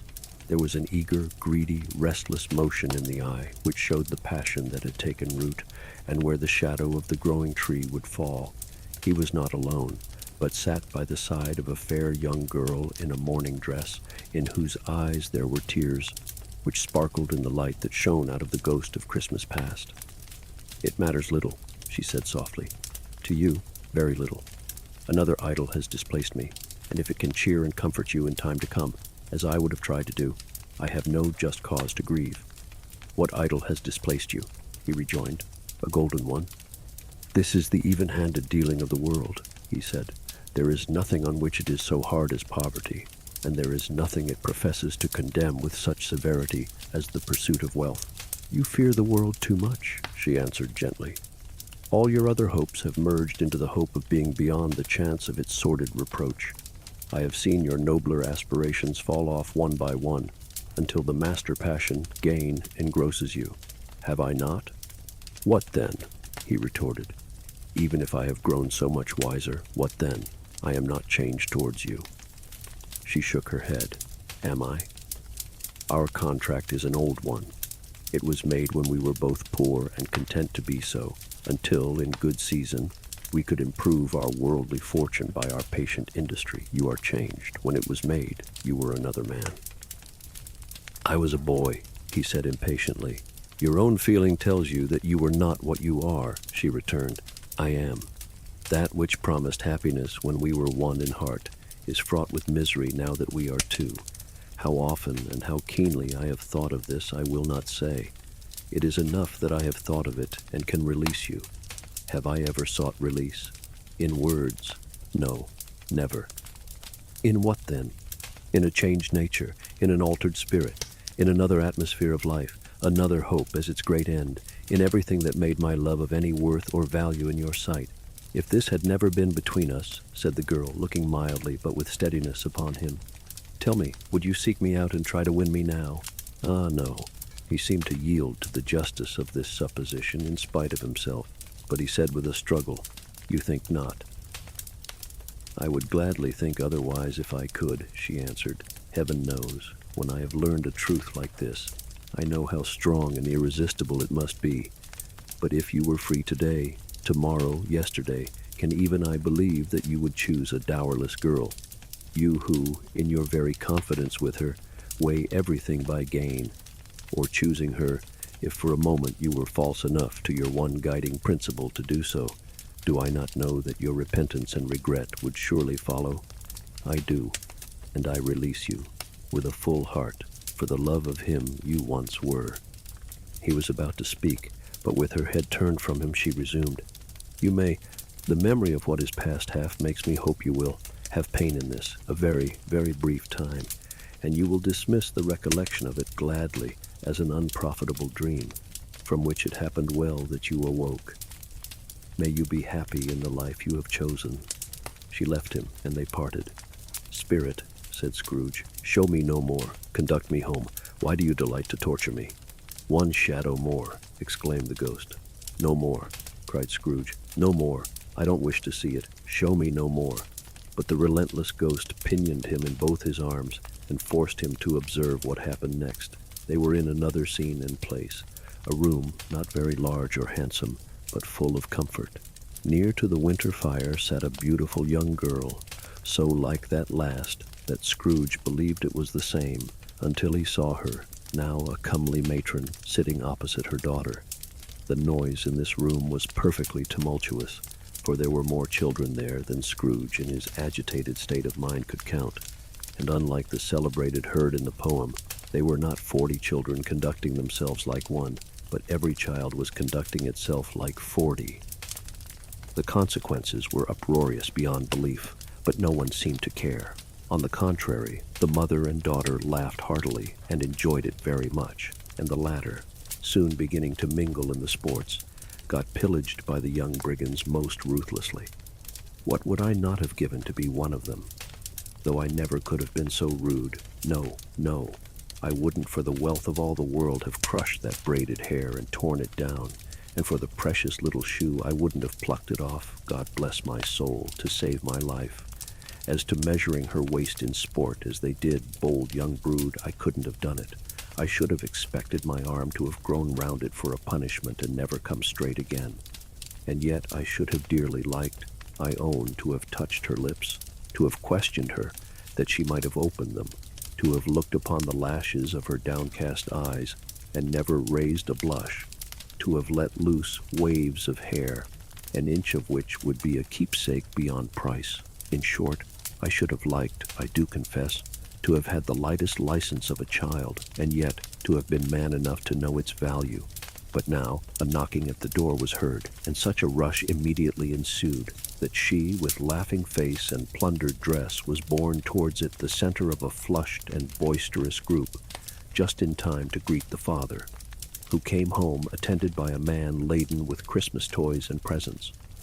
Then the shouting and the struggling and the onslaught that was made on the defenseless porter, the scaling him with chairs for ladders to dive into his pockets, to spoil him of brown paper parcels, hold on tight by his cravat, hug him round his neck, pommel his back, and kick his legs in irrepressible affection. The shouts of wonder and delight with which the development of every package was received. The terrible announcement that the baby had been taken in the act of putting a doll's frying pan into his mouth, and was more than suspected of having swallowed a fictitious turkey glued on a wooden platter. The immense relief of finding this a false alarm, the joy and gratitude and ecstasy, they are all indescribable alike. It is enough that by degrees the children and their emotions got out of the parlor, and by one stair at a time up to the top of the house, where they went to bed, and so subsided. And now Scrooge looked on more attentively than ever, when the master of the house, having his daughter leaning fondly on him, sat down with her and her mother at his own fireside, and when he thought that such another creature, quite as graceful and as full of promise, might have called him father, and been a springtime in the haggard winter of his life, his sight grew very dim indeed. "Belle," said the husband, turning to his wife with a smile, "I saw an old friend of yours this afternoon." "Who was it?" "Guess." "How can I?" "Tut, don't I know," she added in the same breath, laughing as he laughed. "Mr. Scrooge." Mr. Scrooge it was. I passed his office window, and as it was not shut up and he had a candle inside, I could scarcely help seeing him. His partner lies upon the point of death, I hear, and there he sat alone, quite alone in the world, I do believe. "Spirit," said Scrooge in a broken voice, "remove me from this place." "I told you these were shadows of the things that have been," said the ghost. "That they are what they are, do not blame me." "Remove me!" Scrooge exclaimed. "I cannot bear it." He turned upon the ghost, and seeing that it looked upon him with a face, in which in some strange way there were fragments of all the faces it had shown him, wrestled with it. "Leave me, take me back, haunt me no longer." In the struggle, if that can be called a struggle, in which the ghost, with no visible resistance on its own part, was undisturbed by any effort of its adversary, Scrooge observed that its light was burning high and bright, and dimly connecting that with its influence over him, he seized the extinguisher cap and by a sudden action pressed it down upon its head. The spirit dropped beneath it, so that the extinguisher covered its whole form, but though Scrooge pressed it down with all his force, he could not hide the light, which streamed from under it, in an unbroken flood upon the ground. He was conscious of being exhausted, and overcome by an irresistible drowsiness, and further, of being in his own bedroom. He gave the cap a parting squeeze, in which his hand relaxed, and had barely time to reel to bed before he sank into a heavy sleep. Awaking in the middle of a prodigiously tough snore and sitting up in bed to get his thoughts together, Scrooge had no occasion to be told that the bell was again upon the stroke of 1. He felt that he was restored to consciousness in the right nick of time, for the especial purpose of holding a conference with the second messenger dispatched to him through Jacob Marley's intervention. But finding that he turned uncomfortably cold when he began to wonder which of his curtains this new spectre would draw back, he put them every one aside with his own hands, and lying down again, established a sharp lookout all round the bed. For he wished to challenge the spirit on the moment of its appearance, and did not wish to be taken by surprise and made nervous. Gentlemen of the free and easy sort, who plume themselves on being acquainted with a move or two, and being usually equal to the time of day, express the wide range of their capacity for adventure by observing that they are good for anything from pitch and toss to manslaughter, between which, opposite extremes no doubt, there lies a tolerably wide and comprehensive range of subjects. Without venturing for Scrooge quite as heartily as this, I don't mind calling on you to believe that he was ready for a good broad field of strange appearances, and that nothing between a baby and rhinoceros would have astonished him very much. Now, being prepared for almost anything, he was not by any means prepared for nothing, and consequently, when the bell struck 1 and no shape appeared, he was taken with a violent fit of trembling. 5 minutes, 10 minutes, a quarter of an hour went by, yet nothing came. All this time he lay upon his bed, the very core and center of a blaze of ruddy light which streamed upon it when the clock proclaimed the hour, and which, being only light, was more alarming than a dozen ghosts, as he was powerless to make out what it meant or would be at, and was sometimes apprehensive that he might be at that very moment an interesting case of spontaneous combustion without having the consolation of knowing it. At last, however, he began to think, as you or I would have thought at first, for it is always the person not in the predicament who knows what ought to have been done in it, and would unquestionably have done it too. At last, I say, he began to think that the source and secret of this ghostly light might be in the adjoining room, from whence, on further tracing it, it seemed to shine. This idea taking full possession of his mind, He got up softly and shuffled in his slippers to the door. The moment Scrooge's hand was on the lock, a strange voice called him by his name and bade him enter. He obeyed. It was his own room, there was no doubt about that, but it had undergone a surprising transformation. The walls and ceiling were so hung with living green that it looked a perfect grove, from every part of which bright gleaming berries glistened. The crisp leaves of holly, mistletoe, and ivy reflected back the light, as if so many little mirrors had been scattered there, and such a mighty blaze went roaring up the chimney as that dull petrification of a hearth had never known in Scrooge's time, or Marley's, or for many and many a winter season gone. Heaped up on the floor to form a kind of throne were turkeys, geese, game, poultry, brawn, great joints of meat, sucking pigs, long wreaths of sausages, mince pies, plum puddings, barrels of oysters, red-hot chestnuts, cherry-cheeked apples, juicy oranges, luscious pears, immense twelfth cakes, and seething bowls of punch that made the chamber dim with their delicious steam. In easy state upon this couch there sat a jolly giant, glorious to see, who bore a glowing torch, in shape not unlike Plenty's horn, and held it up, high up, to shed its light on Scrooge as he came peeping round the door.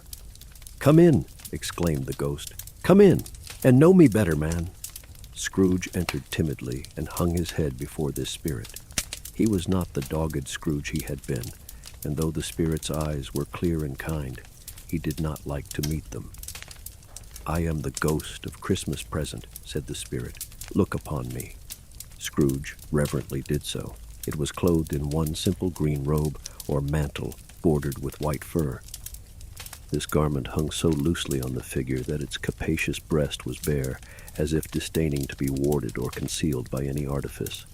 Its feet, observable beneath the ample folds of the garment, were also bare, and on its head it wore no other covering than a holly wreath, set here and there with shining icicles. Its dark brown curls were long and free as its genial face, its sparkling eye, its open hand, its cheery voice, its unconstrained demeanor, and its joyful air. Girded round its middle was an antique scabbard, but no sword was in it, and the ancient sheath was eaten up with rust. "You have never seen the like of me before," exclaimed the spirit. "Never," Scrooge made answer to it, "have never walked forth with the younger members of my family, meaning, for I am very young, my elder brothers born in these later years," pursued the phantom. "I don't think I have," said Scrooge. "I am afraid I have not. Have you had many brothers, spirit?" "More than 1,800, said the ghost. "A tremendous family to provide for," muttered Scrooge. The ghost of Christmas present rose. "Spirit," said Scrooge submissively, "conduct me where you will. I went forth last night on compulsion, and I learnt a lesson which is working now. Tonight, if you have aught to teach me, let me profit by it. Touch my robe." Scrooge did as he was told and held it fast. Holly, mistletoe, red berries, ivy, turkeys, geese, game, poultry, brawn, meat, pigs, sausages, oysters, pies, puddings, fruit, and punch all vanished instantly. So did the room, the fire, the ruddy glow, the hour of night, and they stood in the city streets on Christmas morning, where, for the weather was severe, the people made a rough but brisk and not unpleasant kind of music, in scraping the snow from the pavement in front of their dwellings, and from the tops of their houses, whence it was mad delight to the boys to see it come plumping down into the road below, and splitting into artificial little snowstorms. The house fronts looked black enough, and the windows blacker, contrasting with the smooth white sheet of snow upon the roofs, and with the dirtier snow upon the ground, which last deposit had been plowed up in deep furrows by the heavy wheels of carts and wagons, furrows that crossed and recrossed each other hundreds of times where the great streets branched off, and made intricate channels, hard to trace in the thick yellow mud and icy water. The sky was gloomy, and the shortest streets were choked up with a dingy mist, half-thawed, half-frozen, whose heavier particles descended in a shower of sooty atoms, as if all the chimneys in Great Britain had, by one consent, caught fire, and were blazing away to their dear hearts' content. There was nothing very cheerful in the climate or the town, and yet was there an air of cheerfulness abroad that the clearest summer air and brightest summer sun might have endeavored to diffuse in vain. For the people who were shoveling away on the housetops were jovial and full of glee, calling out to one another from the parapets, and now and then exchanging a facetious snowball, better-natured missile far than many a wordy jest, laughing heartily if it went right and not less heartily if it went wrong. The poulterers' shops were still half open, and the fruiterers were radiant in their glory. There were great, round, pot-bellied baskets of chestnuts, shaped like the waistcoats of jolly old gentlemen, lolling at the doors and tumbling out into the street in their apoplectic opulence.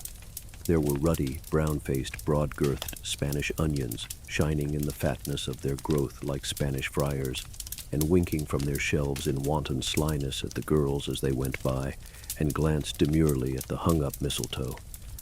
There were pears and apples, clustered high in blooming pyramids. There were bunches of grapes, made, in the shopkeeper's benevolence, to dangle from conspicuous hooks, that people's mouths might water gratis as they passed. There were piles of filberts, mossy and brown, recalling in their fragrance ancient walks among the woods, and pleasant shufflings ankle-deep through withered leaves. There were Norfolk biffins, squat and swarthy, setting off the yellow of the oranges and lemons, and in the great compactness of their juicy persons, urgently entreating and beseeching to be carried home in paper bags and eaten after dinner. The very gold and silver fish, set forth among these choice fruits in a bowl, though members of a dull and stagnant-blooded race, appeared to know that there was something going on, and to a fish went gasping round and round their little world in slow and passionless excitement. The grocers! Oh, the grocers! Nearly closed with perhaps 2 shutters down, or 1, but through those gaps, such glimpses.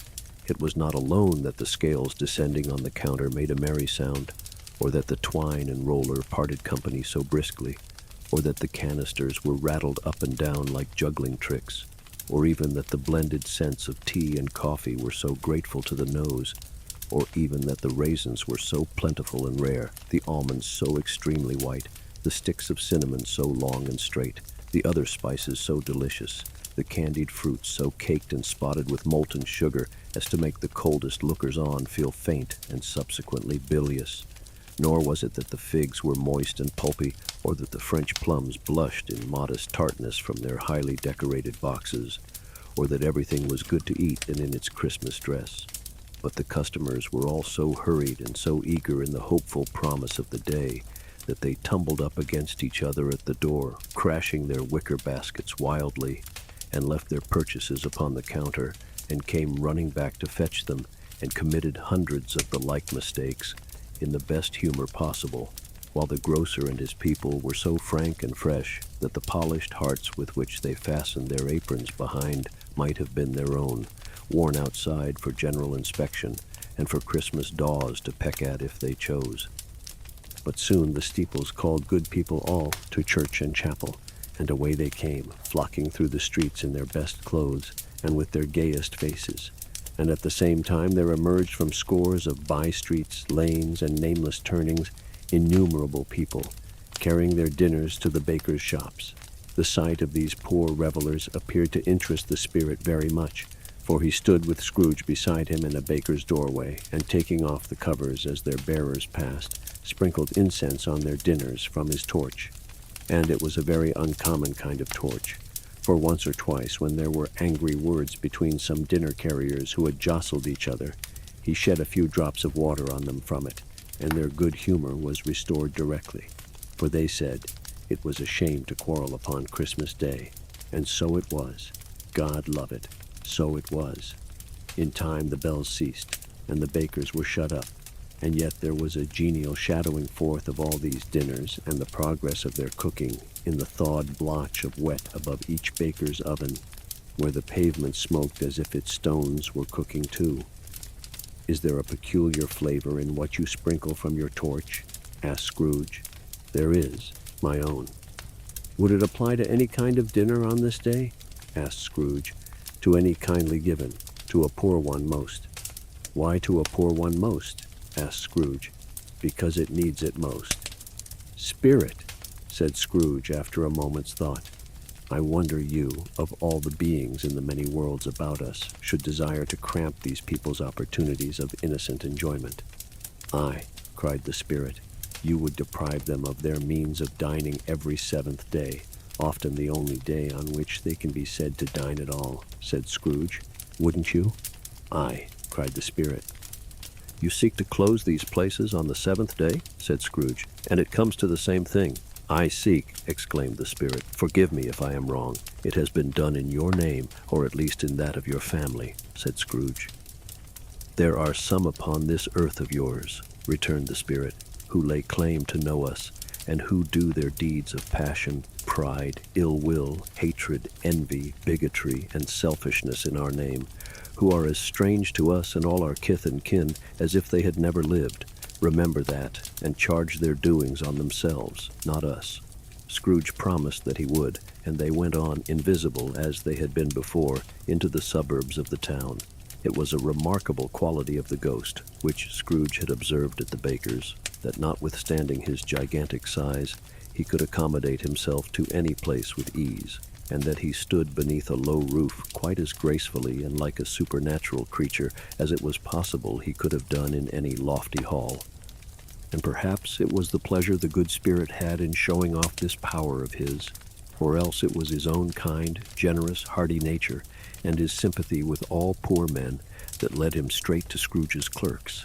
For there he went, and took Scrooge with him, holding to his robe, and on the threshold of the door the spirit smiled, and stopped to bless Bob Cratchit's dwelling with the sprinkling of his torch. Think of that.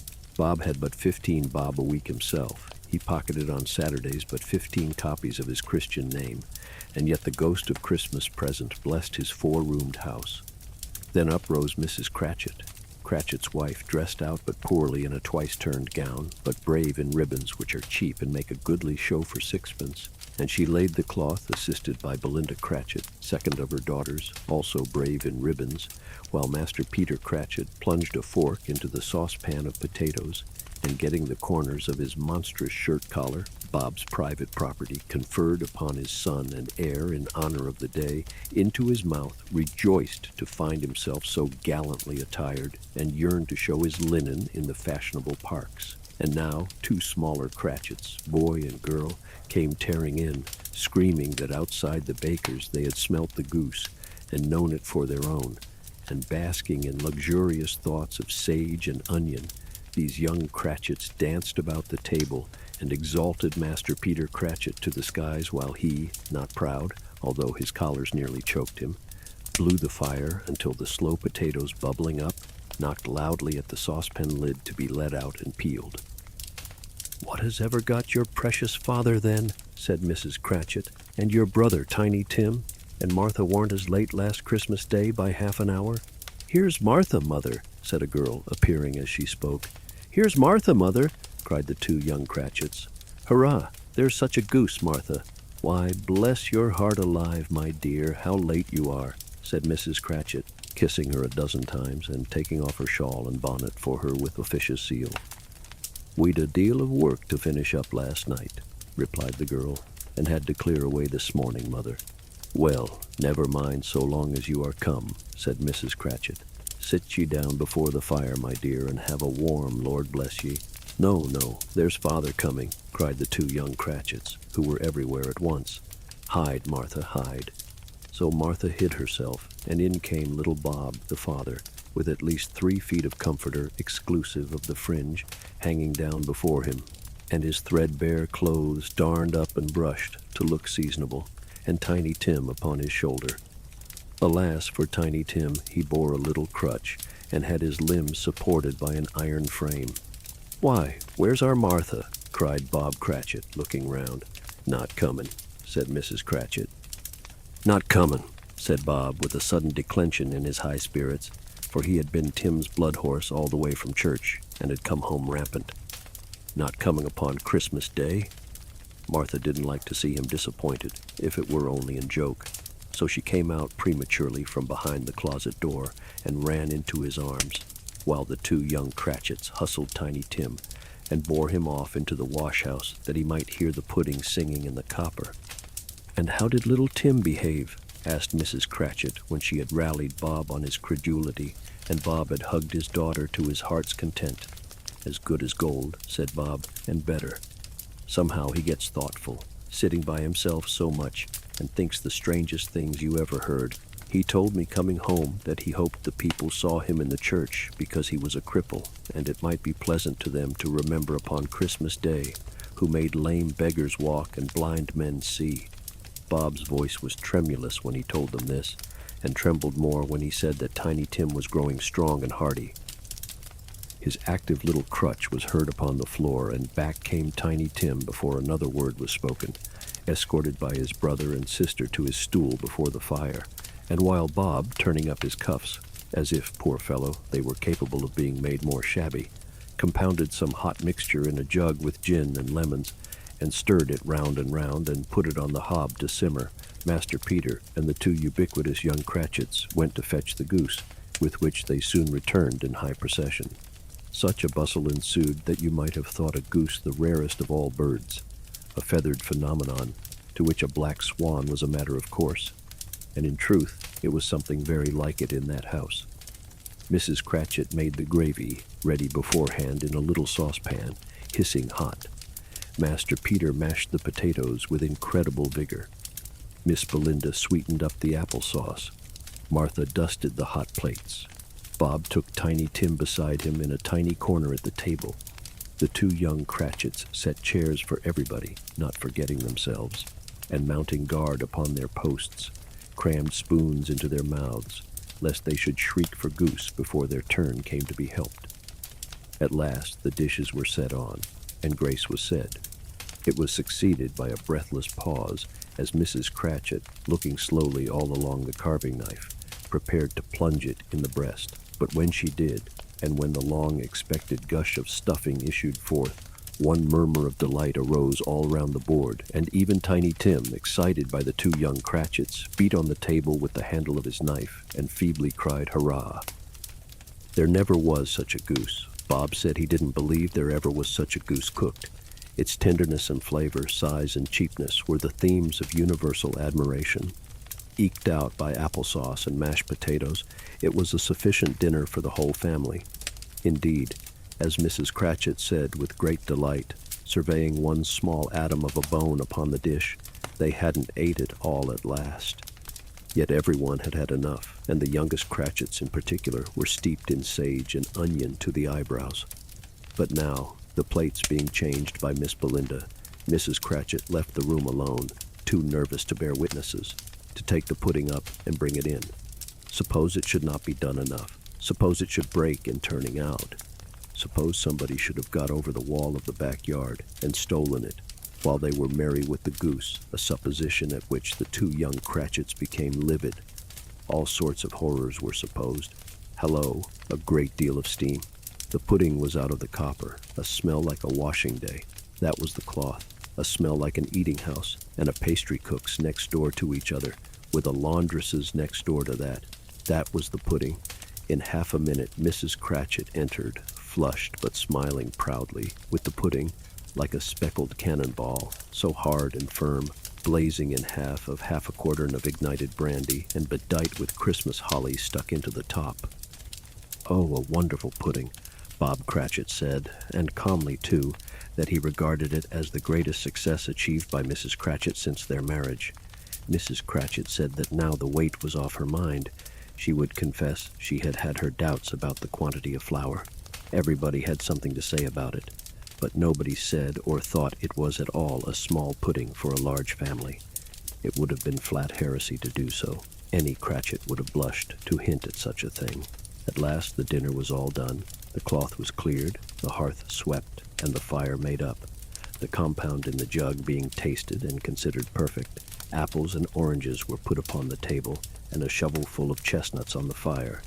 Then all the Cratchit family drew round the hearth in what Bob Cratchit called a circle, meaning half a one, and at Bob Cratchit's elbow stood the family display of glass, 2 tumblers and a custard cup without a handle.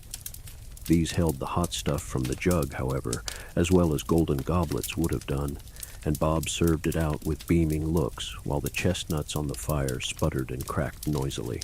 Then Bob proposed, "A Merry Christmas to us all, my dears. God bless us," which all the family re-echoed. "God bless us, everyone," said Tiny Tim, the last of all. He sat very close to his father's side upon his little stool. Bob held his withered little hand in his, as if he loved the child and wished to keep him by his side and dreaded that he might be taken from him. "Spirit," said Scrooge, with an interest he had never felt before, "tell me if Tiny Tim will live."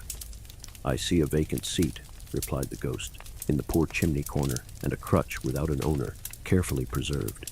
If these shadows remain unaltered by the future, the child will die." "No, no," said Scrooge. "Oh, no, kind spirit, say he will be spared.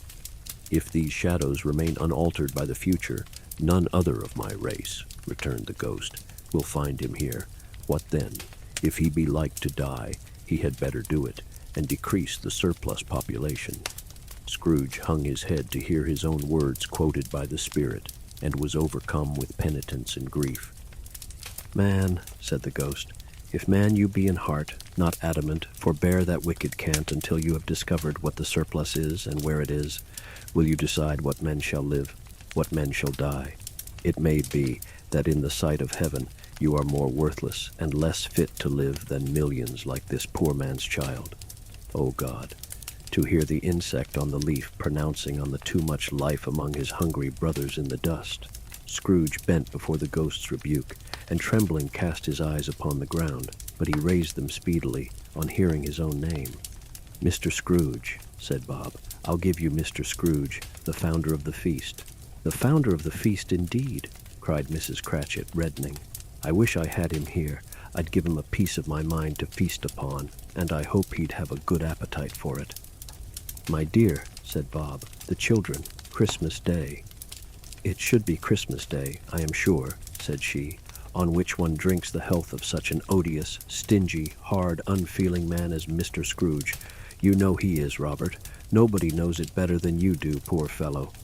"My dear," was Bob's mild answer, "Christmas Day."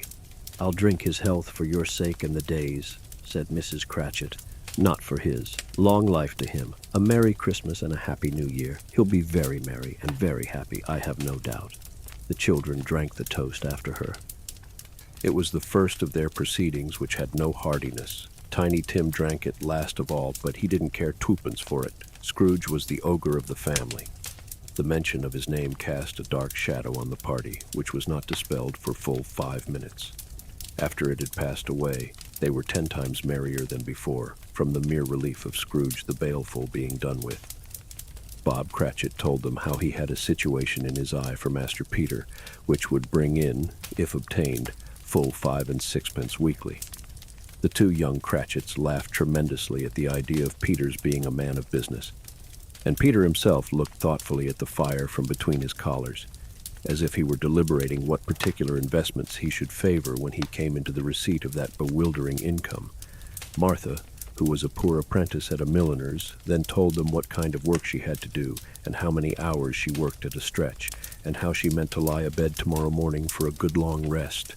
Tomorrow being a holiday, she passed at home.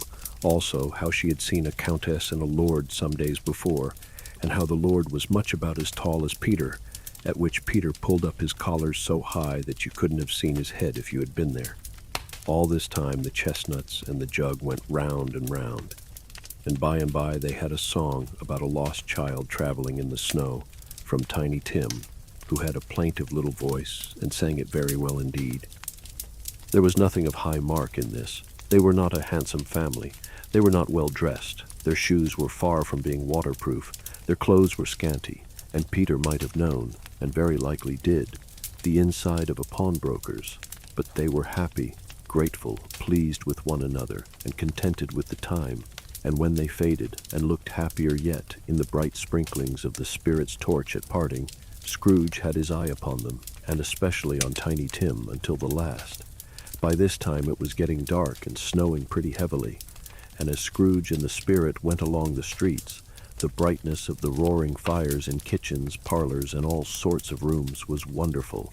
Here the flickering of the blaze showed preparations for a cozy dinner, with hot plates baking through and through before the fire, and deep red curtains ready to be drawn to shut out cold and darkness. There, all the children of the house were running out into the snow to meet their married sisters, brothers, cousins, uncles, aunts, and be the first to greet them. Here again were shadows on the window blind of guests assembling, and there a group of handsome girls, all hooded and fur-booted and all chattering at once, tripped lightly off to some near neighbor's house, where woe upon the single man who saw them enter, artful witches, well they knew it, in a glow. But if you had judged from the numbers of people on their way to friendly gatherings, you might have thought that no one was at home to give them welcome when they got there, instead of every house expecting company and piling up its fires half chimney high. Blessings on it, how the ghost exulted, how it bared its breadth of breast, and opened its capacious palm, and floated on, outpouring with a generous hand its bright and harmless mirth on everything within its reach. The very lamplighter who ran on before, dotting the dusky street with specks of light, and who was dressed to spend the evening somewhere, laughed out loudly as the spirit passed, though little kenned the lamplighter that he had any company but Christmas.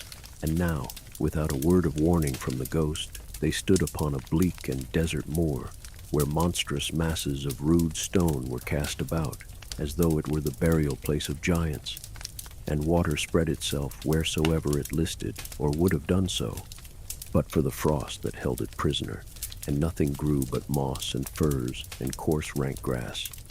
Down in the west, the setting sun had left a streak of fiery red, which glared upon the desolation for an instant, like a sullen eye, and frowning lower, lower, lower yet, was lost in the thick gloom of darkest night. "What place is this?" asked Scrooge. "A place where miners live, who labor in the bowels of the earth," returned the spirit. "But they know me. See." A light shone from the window of a hut, and swiftly they advanced towards it. Passing through the wall of mud and stone, they found a cheerful company assembled round a glowing fire. An old man and woman, with their children and their children's children, and another generation beyond that, all decked out gaily in their holiday attire. The old man, in a voice that seldom rose above the howling of the wind upon the barren waste, was singing them a Christmas song. It had been a very old song when he was a boy, and from time to time they all joined in the chorus. So surely as they raised their voices, the old man got quite blithe and loud, and so surely as they stopped, his vigor sank again.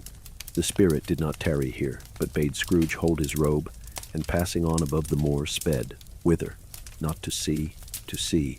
To Scrooge's horror, looking back, he saw the last of the land, a frightful range of rocks behind them, and his ears were deafened by the thundering of water as it rolled and roared and raged among the dreadful caverns it had worn, and fiercely tried to undermine the earth.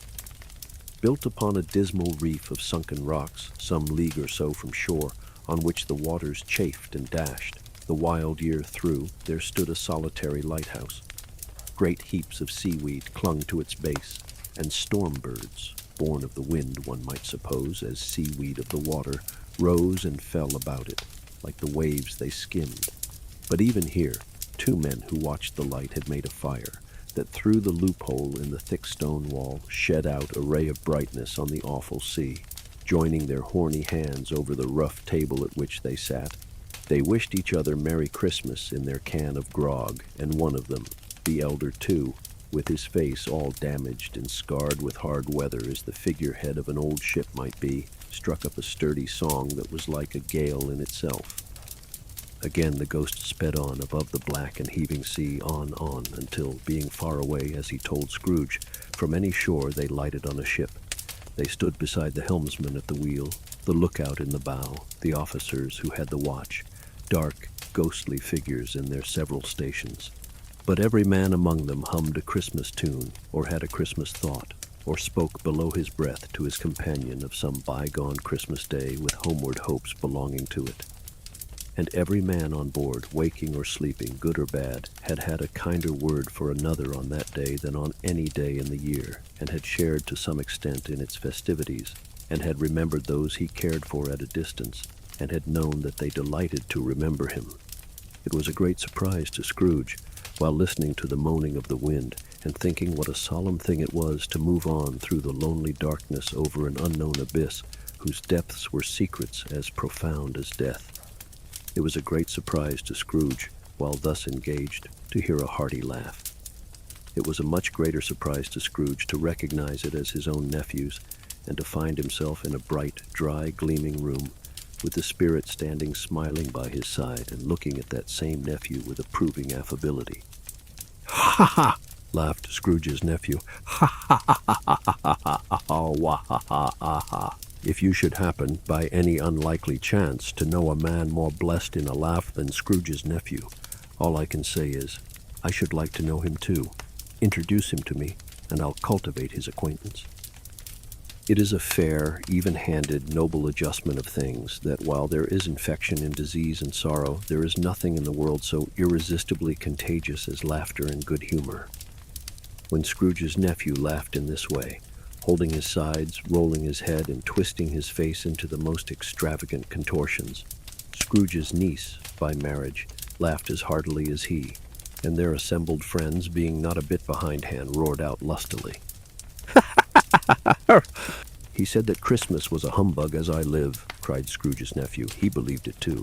"More shame for him, Fred," said Scrooge's niece indignantly. "Bless those women. They never do anything by halves. They are always in earnest." She was very pretty, exceedingly pretty, with a dimpled, surprised-looking, capital face, a ripe little mouth that seemed made to be kissed, as no doubt it was, all kinds of good little dots about her chin that melted into one another when she laughed, and the sunniest pair of eyes you ever saw in any little creature's head. Altogether, she was what you would have called provoking, but satisfactory too. Oh, perfectly satisfactory. "He's a comical old fellow," said Scrooge's nephew. "That's the truth, and not so pleasant as he might be. However, his offenses carry their own punishment, and I have nothing to say against him." "I'm sure he is very rich, Fred," hinted Scrooge's niece. "At least you always tell me so." "What of that, my dear?" said Scrooge's nephew. "His wealth is of no use to him. He don't do any good with it. He don't make himself comfortable with it. He hasn't the satisfaction of thinking that he is ever going to benefit us with it." "I have no patience with him," observed Scrooge's niece. Scrooge's niece's sisters and all the other ladies expressed the same opinion. "Oh, I have," said Scrooge's nephew. "I am sorry for him. I couldn't be angry with him if I tried. Who suffers by his ill whims? Himself, always. Here, he takes it into his head to dislike us, and he won't come and dine with us. What's the consequence? He don't lose much of a dinner." "Indeed, I think he loses a very good dinner," interrupted Scrooge's niece. Everybody else said the same, and they must be allowed to have been competent judges, because they had just had dinner, and, with the dessert upon the table, were clustered round the fire by lamplight.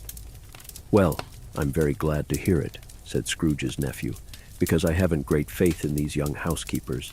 What do you say, Topper?" Topper had clearly got his eye upon one of Scrooge's niece's sisters, for he answered that a bachelor was a wretched outcast who had no right to express an opinion on the subject, whereat Scrooge's niece's sister, the plump one with the lace tucker, not the one with the roses, blushed. "Do go on, Fred," said Scrooge's niece, clapping her hands. "He never finishes what he begins to say. He is such a ridiculous fellow." Scrooge's nephew reveled in another laugh, and as it was impossible to keep the infection off, though the plump sister tried hard to do it with aromatic vinegar, his example was unanimously followed. "I was only going to say," said Scrooge's nephew, "that the consequence of his taking a dislike to us and not making merry with us is, as I think, that he loses some pleasant moments which could do him no harm. I am sure he loses pleasanter companions than he can find in his own thoughts, either in his moldy old office or his dusty chambers. I mean to give him the same chance every year, whether he likes it or not, for I pity him. He may rail at Christmas till he dies, but he can't help thinking better of it. I defy him, if he finds me going there in good temper, year after year, and saying, 'Uncle Scrooge, how are you?' If it only puts him in the vein to leave his poor clerk £50, that's something, and I think I shook him yesterday." It was their turn to laugh now at the notion of his shaking Scrooge, but being thoroughly good-natured and not much caring what they laughed at, so that they laughed at any rate, he encouraged them in their merriment and passed the bottle joyously. After tea they had some music, for they were a musical family and knew what they were about when they sung a glee or catch, I can assure you, especially Topper, who could growl away in the bass like a good one and never swell the large veins in his forehead or get red in the face over it. Scrooge's niece played well upon the harp, and played among other tunes a simple little air, a mere nothing. You might learn to whistle it in 2 minutes, which had been familiar to the child who fetched Scrooge from the boarding school, as he had been reminded by the ghost of Christmas past. When this strain of music sounded, all the things that Ghost had shown him came upon his mind. He softened more and more, and thought that if he could have listened to it often years ago, he might have cultivated the kindnesses of life for his own happiness with his own hands, without resorting to the sexton spade that buried Jacob Marley. But they didn't devote the whole evening to music. After a while they played at forfeits, for it is good to be children sometimes, and never better than at Christmas, when its mighty founder was a child himself. Stop. There was first a game at blind man's buff. Of course there was. And I no more believe Topper was really blind than I believe he had eyes in his boots. My opinion is that it was a done thing between him and Scrooge's nephew, and that the ghost of Christmas present knew it. The way he went after that plump sister in the lace-tucker was an outrage on the credulity of human nature, knocking down the fire irons, tumbling over the chairs, bumping against the piano, smothering himself among the curtains. Wherever she went, there went he. He always knew where the plump sister was. He wouldn't catch anybody else. If you had fallen up against him, as some of them did, on purpose, he would have made a feint of endeavoring to seize you, which would have been an affront to your understanding, and would instantly have sidled off in the direction of the plump sister. She often cried out that it wasn't fair, and it really was not. But when at last he caught her, when, in spite of all her silken rustlings and her rapid flutterings past him, he got her into a corner whence there was no escape, then his conduct was the most execrable. For his pretending not to know her, his pretending that it was necessary to touch her headdress, and further to assure himself of her identity by pressing a certain ring upon her finger and a certain chain about her neck, was vile, monstrous. No doubt she told him her opinion of it when, another blind man being in office, they were so very confidential together behind the curtains. Scrooge's niece was not one of the blind man's buff party, but was made comfortable with a large chair and a footstool in a snug corner where the ghost and Scrooge were close behind her. But she joined in the forfeits, and loved her love to admiration with all the letters of the alphabet. Likewise, at the game of how, when, and where, she was very great, and to the secret joy of Scrooge's nephew, beat her sisters hollow, though they were sharp girls too, as Topper could have told you. There might have been 20 people there, young and old, but they all played, and so did Scrooge, for wholly forgetting in the interest he had in what was going on, that his voice made no sound in their ears. He sometimes came out with his guess quite loud, and very often guessed quite right too, for the sharpest needle, best Whitechapel, warranted not to cut in the eye, was not sharper than Scrooge, blunt as he took it in his head to be. The ghost was greatly pleased to find him in this mood, and looked upon him with such favor that he begged like a boy to be allowed to stay until the guests departed. But this the spirit said could not be done. "Here is a new game," said Scrooge. "1 half-hour, spirit, only one." It was a game called Yes and No, where Scrooge's nephew had to think of something, and the rest must find out what, he only answering to their questions yes or no, as the case was. The brisk fire of questioning to which he was exposed elicited from him that he was thinking of an animal, a live animal, rather a disagreeable animal, a savage animal, an animal that growled and grunted sometimes, and talked sometimes, and lived in London, and walked about the streets, and wasn't made a show of, and wasn't led by anybody, and didn't live in a menagerie, and was never killed in a market, and was not a horse, or an ass, or a cow, or a bull, or a tiger, or a dog, or a pig, or a cat, or a bear. At every fresh question that was put to him, this nephew burst into a fresh roar of laughter, and was so inexpressibly tickled that he was obliged to get up off the sofa and stamp. At last the plump sister, falling into a similar state, cried out, "I have found it out. I know what it is, Fred. I know what it is." "What is it?" cried Fred. "It's your Uncle Scrooge," which it certainly was. Admiration was the universal sentiment, though some objected that the reply to "Is it a bear?" ought to have been yes, inasmuch as an answer in the negative was sufficient to have diverted their thoughts from Mr. Scrooge, supposing they had ever had any tendency that way. "He has given us plenty of merriment, I am sure," said Fred. and it would be ungrateful not to drink his health. Here is a glass of mulled wine ready to our hand at the moment, and I say, Uncle Scrooge." "Well, Uncle Scrooge," they cried, "a Merry Christmas and a Happy New Year to the old man, whatever he is," said Scrooge's nephew. "He wouldn't take it from me, but may he have it nevertheless. Uncle Scrooge." Uncle Scrooge had imperceptibly become so gay and light of heart that he would have pledged the unconscious company in return and thanked them in an inaudible speech if the ghost had given him time. But the whole scene passed off in the breath of the last word spoken by his nephew, and he and the spirit were again upon their travels. Much they saw, and far they went, and many homes they visited, but always with a happy end. The spirit stood beside sick beds, and they were cheerful, on foreign lands, and they were close at home, by struggling men, and they were patient in their greater hope, by poverty, and it was rich. In almshouse, hospital, and jail, in misery's every refuge, where vain man in his little brief authority had not made fast the door and barred the spirit out, he left his blessing and taught Scrooge his precepts. It was a long night, if it were only a night, but Scrooge had his doubts of this, because the Christmas holidays appeared to be condensed into the space of time they passed together. It was strange, too, that while Scrooge remained unaltered in his outward form, the ghost grew older, clearly older. Scrooge had observed this change, but never spoke of it, until they left a children's 12th night party, when, looking at the spirit as they stood together in an open place, he noticed that its hair was gray. "Are spirits' lives so short?" asked Scrooge. "My life upon this globe is very brief," replied the ghost. "It ends tonight." "Tonight!" cried Scrooge. "Tonight at midnight! Hark! The time is drawing near." The chimes were ringing the 11:15 at that moment.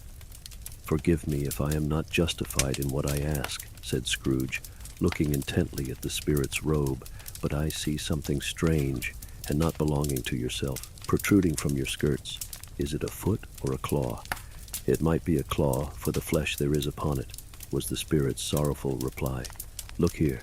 From the foldings of its robe it brought 2 children, wretched, abject, frightful, hideous, miserable. They knelt down at its feet and clung upon the outside of its garment. "Oh, man, look here, look, down here," exclaimed the ghost. They were a boy and girl, yellow, meager, ragged, scowling, wolfish, but prostrate, too, in their humility. Where graceful youth should have filled their features out and touched them with its freshest tints, a stale and shriveled hand, like that of age, had pinched and twisted them and pulled them into shreds. Where angels might have sat enthroned, devils lurked and glared out menacing. No change, no degradation, no perversion of humanity in any grade, through all the mysteries of wonderful creation, has monsters half so horrible and dread. Scrooge started back, appalled. Having them shown to him in this way, he tried to say they were fine children, but the words choked themselves rather than be parties to a lie of such enormous magnitude.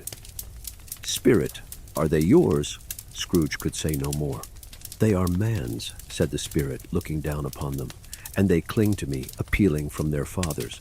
This boy is ignorance, this girl is want. Beware them both, and all of their degree, but most of all beware this boy.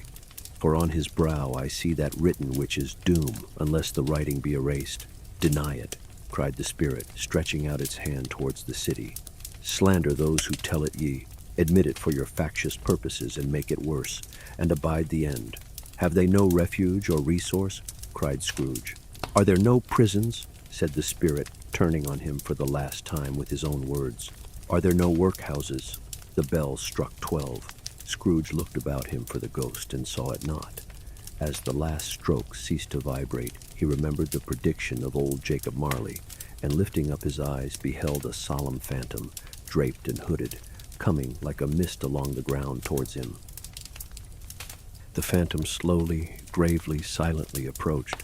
When it came near him, Scrooge bent down upon his knee, for in the very air through which this spirit moved it seemed to scatter gloom and mystery. It was shrouded in a deep black garment which concealed its head, its face, its form, and left nothing of it visible save one outstretched hand. But for this, it would have been difficult to detach its figure from the night and separate it from the darkness by which it was surrounded. He felt that it was tall and stately when it came beside him, and that its mysterious presence filled him with a solemn dread. He knew no more, for the spirit neither spoke nor moved. "I am in the presence of the ghost of Christmas yet to come," said Scrooge. The spirit answered not, but pointed onward with its hand. "You are about to show me shadows of the things that have not happened, but will happen in the time before us," Scrooge pursued. "Is that so, spirit?"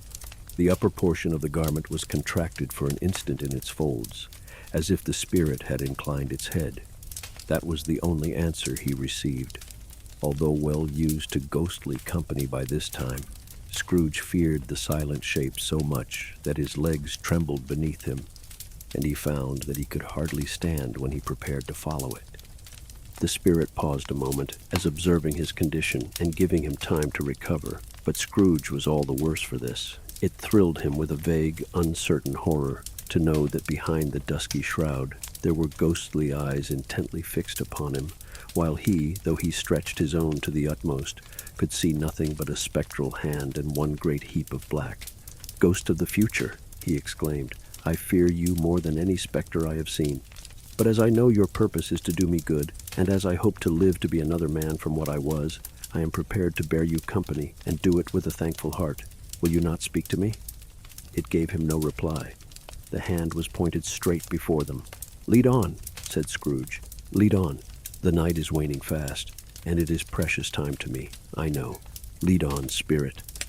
The phantom moved away as it had come towards him. Scrooge followed in the shadow of its dress, which bore him up, he thought, and carried him along. They scarcely seemed to enter the city, for the city rather seemed to spring up about them, and encompass them of its own act. But there they were, in the heart of it, on 'change, amongst the merchants, who hurried up and down and chinked the money in their pockets, and conversed in groups, and looked at their watches, and trifled thoughtfully with their great gold seals, and so forth, as Scrooge had seen them often. The spirit stopped beside one little knot of businessmen. Observing that the hand was pointed to them, Scrooge advanced to listen to their talk. "No," said a great fat man with a monstrous chin. "I don't know much about it either way. I only know he's dead." "When did he die?" inquired another. "Last night, I believe." "Why, what was the matter with him?" asked a third, taking a vast quantity of snuff out of a very large snuff-box. "I thought he'd never die." "God knows," said the first, with a yawn. "What has he done with his money?" asked a red-faced gentleman with a pendulous excrescence on the end of his nose that shook like the gills of a turkey cock. "I haven't heard," said the man with the large chin, yawning again. "Left it to his company, perhaps. He hasn't left it to me. That's all I know." This pleasantry was received with a general laugh. "It's likely to be a very cheap funeral," said the same speaker, "for upon my life I don't know of anybody to go to it. Suppose we make up a party and volunteer." "I don't mind going if a lunch is provided," observed the gentleman with the excrescence on his nose, "but I must be fed if I make one." Another laugh. "Well, I am the most disinterested among you after all," said the first speaker, "for I never wear black gloves and I never eat lunch. But I'll offer to go if anybody else will. When I come to think of it, I'm not at all sure that I wasn't his most particular friend, for we used to stop and speak whenever we met. Bye-bye." Speakers and listeners strolled away and mixed with other groups. Scrooge knew the men and looked towards the spirit for an explanation. The phantom glided on into a street. Its finger pointed to two persons meeting. Scrooge listened again, thinking that the explanation might lie here. He knew these men also, perfectly. They were men of business, very wealthy, and of great importance. He had made a point always of standing well in their esteem. In a business point of view, that is. Strictly in a business point of view. "How are you?" said one. "How are you?" returned the other. "Well," said the first, "Old Scratch has got his own at last, hey?" "So I am told," returned the second. "Cold, isn't it?" "Seasonable for Christmas time." "You're not a skater, I suppose?" No, something else to think of. Good morning." Not another word. That was their meeting, their conversation, and their parting. Scrooge was at first inclined to be surprised that the spirit should attach importance to conversations apparently so trivial, But feeling assured that they must have some hidden purpose, he set himself to consider what it was likely to be. They could scarcely be supposed to have any bearing on the death of Jacob, his old partner, for that was past, and this ghost's province was the future. Nor could he think of anyone immediately connected with himself to whom he could apply them. But nothing doubting that to whomsoever they applied they had some latent moral for his own improvement, he resolved to treasure up every word he heard and everything he saw, and especially to observe the shadow of himself when it appeared, for he had an expectation that the conduct of his future self would give him the clue he missed and would render the solution of these riddles easy. He looked about in that very place for his own image, but another man stood in his accustomed corner, and though the clock pointed to his usual time of day for being there, he saw no likeness of himself among the multitudes that poured in through the porch. It gave him little surprise, however, for he had been revolving in his mind a change of life, and thought and hoped he saw his newborn resolutions carried out in this. Quiet and dark, beside him stood the phantom, with its outstretched hand. When he roused himself from his thoughtful quest, he fancied from the turn of the hand and its situation in reference to himself that the unseen eyes were looking at him keenly. It made him shudder and feel very cold. They left the busy scene and went into an obscure part of the town where Scrooge had never penetrated before, although he recognized its situation and its bad repute. The ways were foul and narrow, the shops and houses wretched, the people half-naked, drunken, slipshod, ugly. Alleys and archways, like so many cesspools, disgorged their offenses of smell and dirt and life upon the straggling streets, and the whole quarter reeked with crime, with filth and misery. Far in this den of infamous resort, there was a low-browed, beetling shop, below a penthouse roof, where iron, old rags, bottles, bones, and greasy offal were bought. Upon the floor within were piled up heaps of rusty keys, nails, chains, hinges, files, scales, weights, and refuse iron of all kinds. Secrets that few would like to scrutinize were bred and hidden in mountains of unseemly rags, masses of corrupted fat, and sepulchres of bones.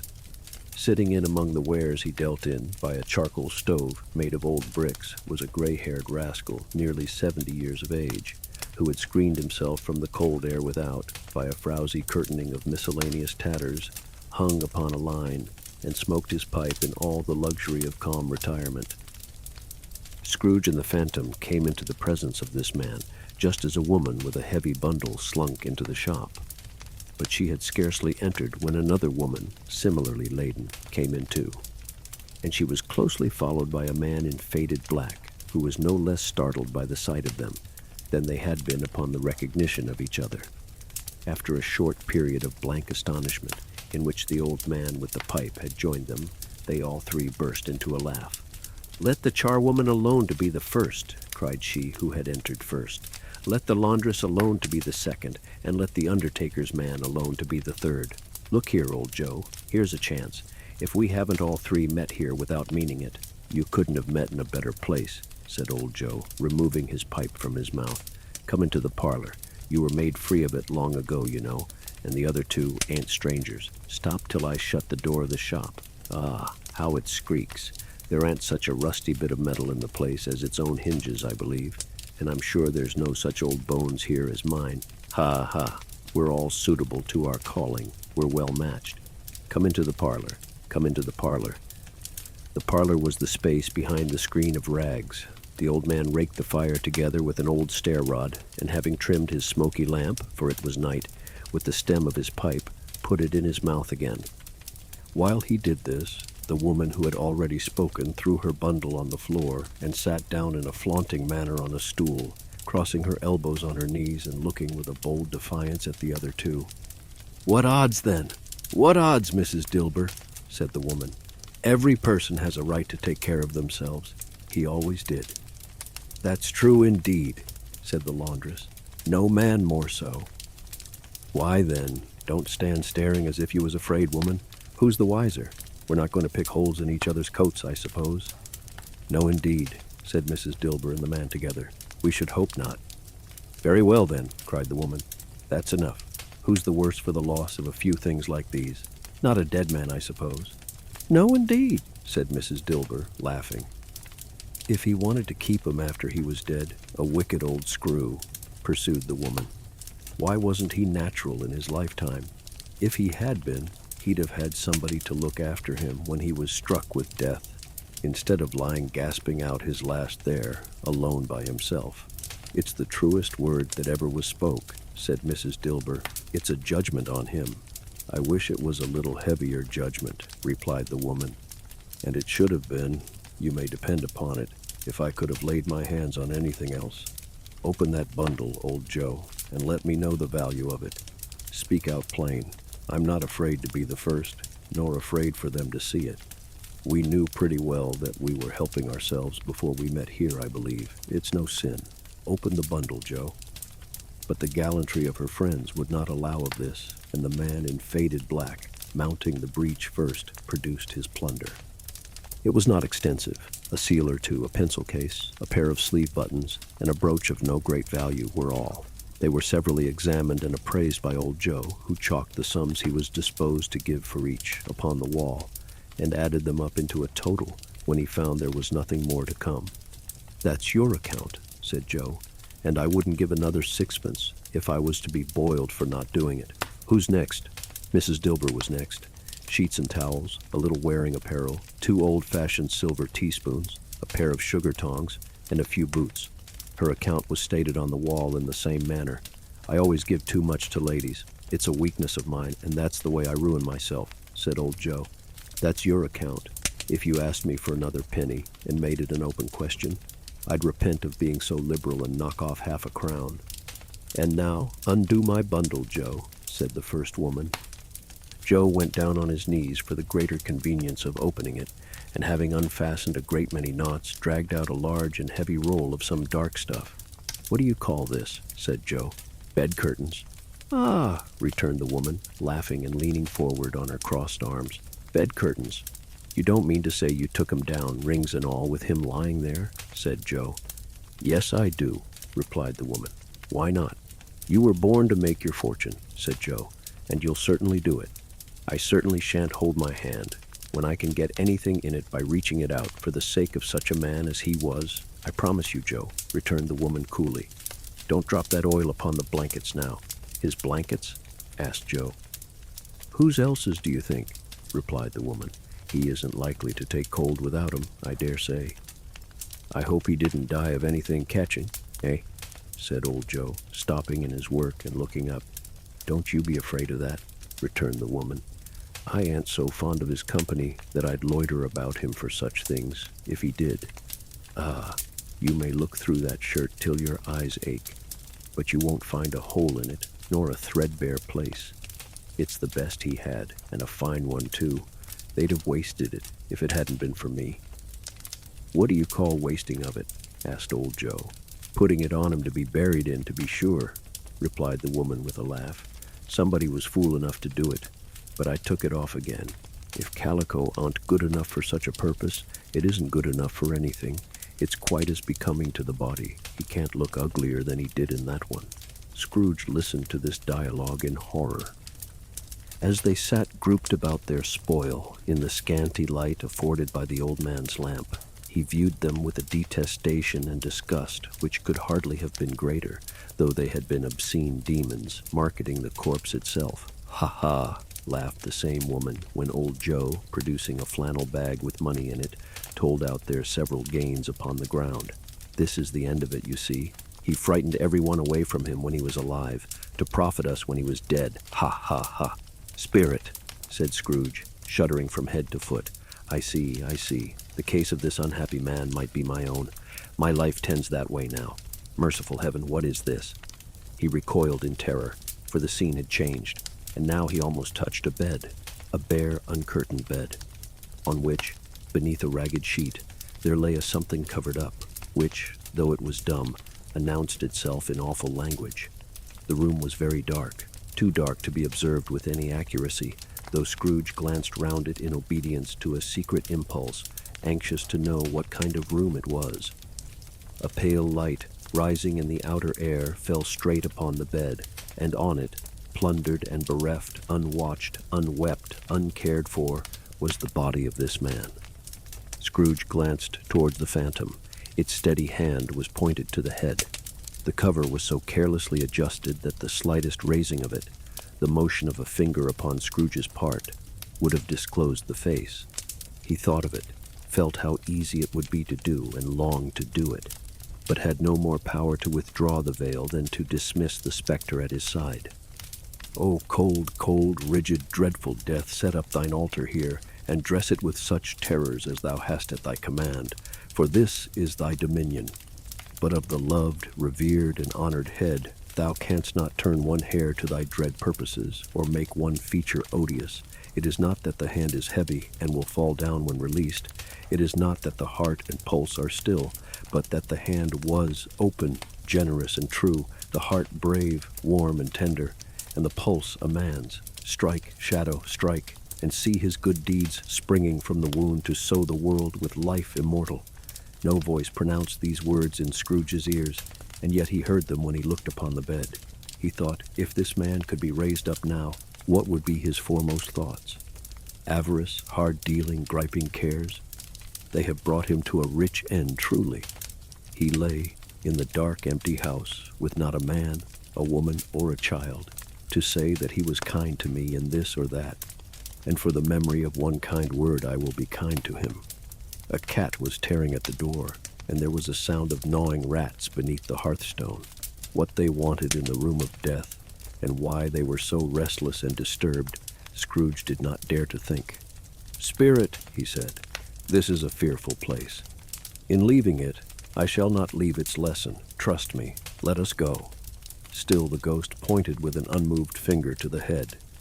"I understand you," Scrooge returned, "and I would do it if I could. But I have not the power, Spirit. I have not the power." Again it seemed to look upon him. "If there is any person in the town who feels emotion caused by this man's death," said Scrooge, quite agonized, "show that person to me, Spirit, I beseech you." The phantom spread its dark robe before him for a moment like a wing, and withdrawing it revealed a room by daylight where a mother and her children were. She was expecting someone, and with anxious eagerness, for she walked up and down the room, started at every sound, looked out from the window, glanced at the clock, tried, but in vain, to work with her needle, and could hardly bear the voices of the children in their play. At length the long-expected knock was heard. She hurried to the door and met her husband, a man whose face was careworn and depressed, though he was young. There was a remarkable expression in it now, a kind of serious delight of which he felt ashamed, and which he struggled to repress. He sat down to the dinner that had been hoarding for him by the fire, and when she asked him faintly what news, which was not until after a long silence, he appeared embarrassed how to answer. "Is it good," she said, "or bad, to help him?" "Bad," he answered. "We are quite ruined?" "No, there is hope yet, Caroline." "If he relents," she said, amazed. "There is. Nothing is past hope, if such a miracle has happened." "He is past relenting," said her husband. "He is dead." She was a mild and patient creature if her face spoke truth, but she was thankful in her soul to hear it, and she said so with clasped hands. She prayed forgiveness the next moment, and was sorry, but the first was the emotion of her heart. What the half-drunken woman whom I told you of last night said to me when I tried to see him and obtain a week's delay, and what I thought was a mere excuse to avoid me, turns out to have been quite true. He was not only very ill, but dying then. To whom will our debt be transferred? I don't know, but before that time we shall be ready with the money, and even though we were not, it would be a bad fortune indeed to find so merciless a creditor in his successor. We may sleep tonight with light hearts, Caroline. Yes, soften it as they would, their hearts were lighter. The children's faces, hushed and clustered round to hear what they so little understood, were brighter, and it was a happier house for this man's death. The only emotion that the ghost could show him, caused by the event, was one of pleasure. "Let me see some tenderness connected with a death," said Scrooge, "or that dark chamber, Spirit, which we left just now, will be forever present to me." The ghost conducted him through several streets familiar to his feet, and as they went along, Scrooge looked here and there to find himself, but nowhere was he to be seen. They entered poor Bob Cratchit's house. the dwelling he had visited before, and found the mother and the children seated round the fire. Quiet, very quiet. The noisy little Cratchits were as still as statues in one corner, and sat looking up at Peter, who had a book before him. The mother and her daughters were engaged in sewing, but surely they were very quiet. And he took a child and set him in the midst of them. Where had Scrooge heard those words? He had not dreamed them. The boy must have read them out, as he and the spirit crossed the threshold. Why did he not go on? The mother laid her work upon the table and put her hand up to her face. "The color hurts my eyes," she said. "The color. Ah, poor Tiny Tim." "They're better now again," said Cratchit's wife. "It makes them weak by candlelight, and I wouldn't show weak eyes to your father when he comes home, for the world. It must be near his time." "Past it, rather," Peter answered, shutting up his book. "But I think he has walked a little slower than he used these few last evenings, Mother." They were very quiet again. At last she said, and in a steady, cheerful voice that only faltered once, I have known him walk with Tiny Tim upon his shoulder, very fast indeed." "And so have I," cried Peter. "Often." "And so have I," exclaimed another. "So had all."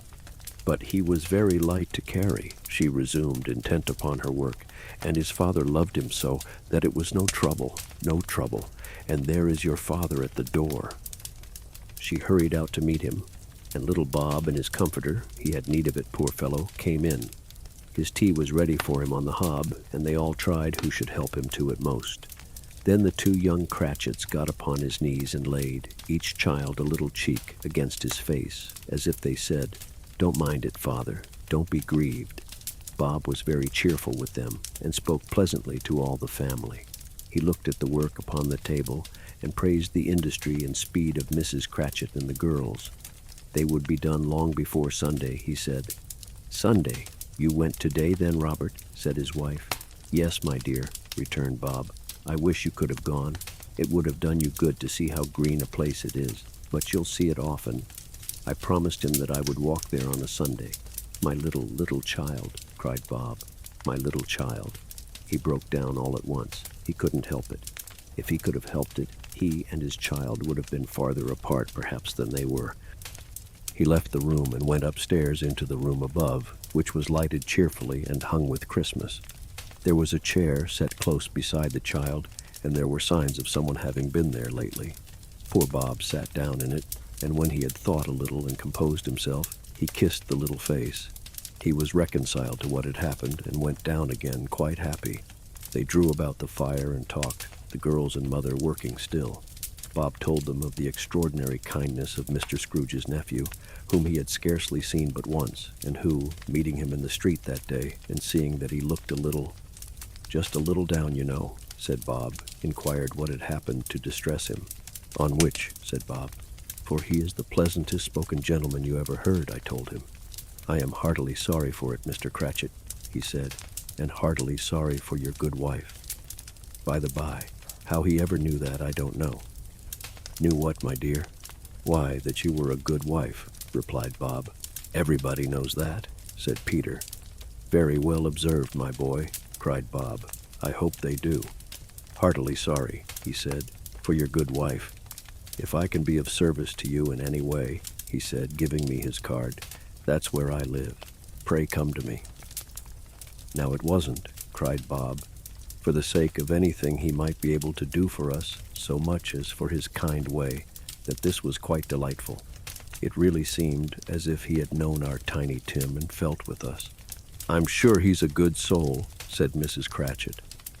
"You would be sure of it, my dear," returned Bob, "if you saw and spoke to him. I shouldn't be at all surprised, mark what I say, if he got Peter a better situation." "Only hear that, Peter," said Mrs. Cratchit. "And then," cried one of the girls, "Peter will be keeping company with someone and setting up for himself." "Get along with you," retorted Peter, grinning. "It's just as likely as not," said Bob, "one of these days, though there's plenty of time for that, my dear. But however and whenever we part from one another, I am sure we shall none of us forget poor Tiny Tim, shall we, or this first parting that there was among us?" "Never, Father," cried they all. "And I know," said Bob. "I know, my dears. that when we recollect how patient and how mild he was, although he was a little child, we shall not quarrel easily among ourselves and forget poor Tiny Tim in doing it. No, never, Father, they all cried again. I am very happy, said little Bob. I am very happy. Mrs. Cratchit kissed him. His daughters kissed him. The 2 young Cratchits kissed him, and Peter and himself shook hands. Spirit of Tiny Tim, thy childish essence was from God. Spectre, said Scrooge, something informs me that our parting moment is at hand. I know it, but I know not how. Tell me what man that was whom we saw lying dead. The ghost of Christmas, yet to come, conveyed him, as before, though at a different time, he thought. Indeed, there seemed no order in these latter visions, save that they were in the future, into the resorts of business men, but showed him not himself. Indeed, the spirit did not stay for anything, but went straight on, as to the end just now desired, until besought by Scrooge to tarry for a moment. This court, said Scrooge, through which we hurry now, is where my place of occupation is, and has been for a length of time. I see the house. Let me behold what I shall be in days to come. The spirit stopped. The hand was pointed elsewhere. The house is yonder, Scrooge exclaimed. Why do you point away? The inexorable finger underwent no change. Scrooge hastened to the window of his office and looked in. It was an office still, but not his. The furniture was not the same, and the figure in the chair was not himself. The phantom pointed as before. He joined it once again, and wondering why and whither he had gone, accompanied it until they reached an iron gate. He paused to look round before entering, a churchyard. Here, then, the wretched man whose name he had now to learn lay underneath the ground. It was a worthy place, walled in by houses, overrun by grass and weeds, the growth of vegetation's death, not life, choked up with too much burying, fat with repleted appetite. A worthy place. The spirit stood among the graves and pointed down to one. He advanced towards it trembling. The phantom was exactly as it had been, but he dreaded that he saw new meaning in its solemn shape. Before I draw nearer to that stone to which you point, said Scrooge, answer me one question. Are these the shadows of the things that will be, or are they shadows of things that may be only? Still the ghost pointed downward to the grave by which it stood. Men's courses will foreshadow certain ends, to which, if persevered in, they must lead, said Scrooge. But if the courses be departed from, the ends will change. Say it is thus with what you show me. The spirit was immovable as ever. Scrooge crept towards it, trembling as he went, and following the finger read upon the stone of the neglected grave his own name, Ebenezer Scrooge. Am I that man who lay upon the bed? He cried upon his knees. The finger pointed from the grave to him and back again. No, spirit, oh no, no. The finger still was there. Spirit, he cried, tight clutching at its robe. Hear me. I am not the man I was. I will not be the man I must have been but for this intercourse. Why show me this, if I am past all hope? For the first time the hand appeared to shake. Good spirit, he pursued, as down upon the ground he fell before it. Your nature intercedes for me and pities me. Assure me that I yet may change these shadows you have shown me by an altered life. The kind hand trembled. I will honor Christmas in my heart and try to keep it all the year. I will live in the past, the present, and the future. The spirits of all three shall strive within me. I will not shut out the lessons that they teach. Oh, tell me I may sponge away the writing on this stone. In his agony he caught the spectral hand. It sought to free itself, but he was strong in his entreaty and detained it. The spirit, stronger yet, repulsed him. Holding up his hands in a last prayer to have his fate reversed, he saw an alteration in the phantom's hood and dress. It shrunk, collapsed, and dwindled down into a bedpost. Yes, and the bedpost was his own. The bed was his own, the room was his own. Best and happiest of all, the time before him was his own to make amends in. I will live in the past, the present, and the future, Scrooge repeated as he scrambled out of bed. The spirits of all three shall strive within me. O Jacob Marley, heaven and the Christmas time be praised for this. I say it on my knees, old Jacob, on my knees. He was so fluttered and so glowing with his good intentions that his broken voice would scarcely answer to his call. He had been sobbing violently in his conflict with the spirit, and his face was wet with tears. "They are not torn down," cried Scrooge, folding one of his bed curtains in his arms. "They are not torn down, rings and all. They are here. I am here. The shadows of the things that would have been may be dispelled. They will be. I know they will." His hands were busy with his garments all this time, turning them inside out, putting them on upside down, tearing them, mislaying them, making them parties to every kind of extravagance. "I don't know what to do," cried Scrooge, laughing and crying in the same breath, and making a perfect Laocoon of himself with his stockings. "I am as light as a feather. I am as happy as an angel. I am as merry as a schoolboy. I am as giddy as a drunken man. A Merry Christmas to everybody. A Happy New Year to all the world. Hello here. Whoop. Hello." He had frisked into the sitting room and was now standing there, perfectly winded. "There's the saucepan that the gruel was in," cried Scrooge, starting off again and going round the fireplace. "There's the door by which the ghost of Jacob Marley entered. There's the corner where the ghost of Christmas present sat. There's the window where I saw the wandering spirits. It's all right. It's all true. It all happened. Ha ha ha. Really, for a man who had been out of practice for so many years, it was a splendid laugh, a most illustrious laugh, the father of a long, long line of brilliant laughs. "I don't know what day of the month it is," said Scrooge. "I don't know how long I've been among the spirits. I don't know anything. I'm quite a baby. Never mind, I don't care. I'd rather be a baby. Hello. Whoop. Hello here." He was checked in his transports by the churches ringing out the lustiest peals he had ever heard. Clash, clang, hammer, ding, dong, bell, bell, dong, ding, hammer, clang, clash. Oh, glorious, glorious. Running to the window, he opened it and put out his head. No fog, no mist. Clear, bright, jovial, stirring, cold, cold, piping for the blood to dance to. Golden sunlight, heavenly sky, sweet fresh air, merry bells. Oh, glorious, glorious. "What's today?" cried Scrooge, calling downward to a boy in Sunday clothes, who perhaps had loitered in to look about him. "Eh?" returned the boy with all his might of wonder. "What's today, my fine fellow?" said Scrooge. "Today," replied the boy. "Why, Christmas Day. It's Christmas Day," said Scrooge to himself. "I haven't missed it. The spirits have done it all in one night. They can do anything they like. Of course they can. Of course they can. Hello, my fine fellow." "Hello," returned the boy. "Do you know the poulterers in the next street but one, at the corner?" Scrooge inquired. "I should hope I did," replied the lad. "An intelligent boy," said Scrooge. "A remarkable boy. Do you know whether they've sold the prize turkey that was hanging up there? Not the little prize turkey, the big one." "What, the one as big as me?" returned the boy.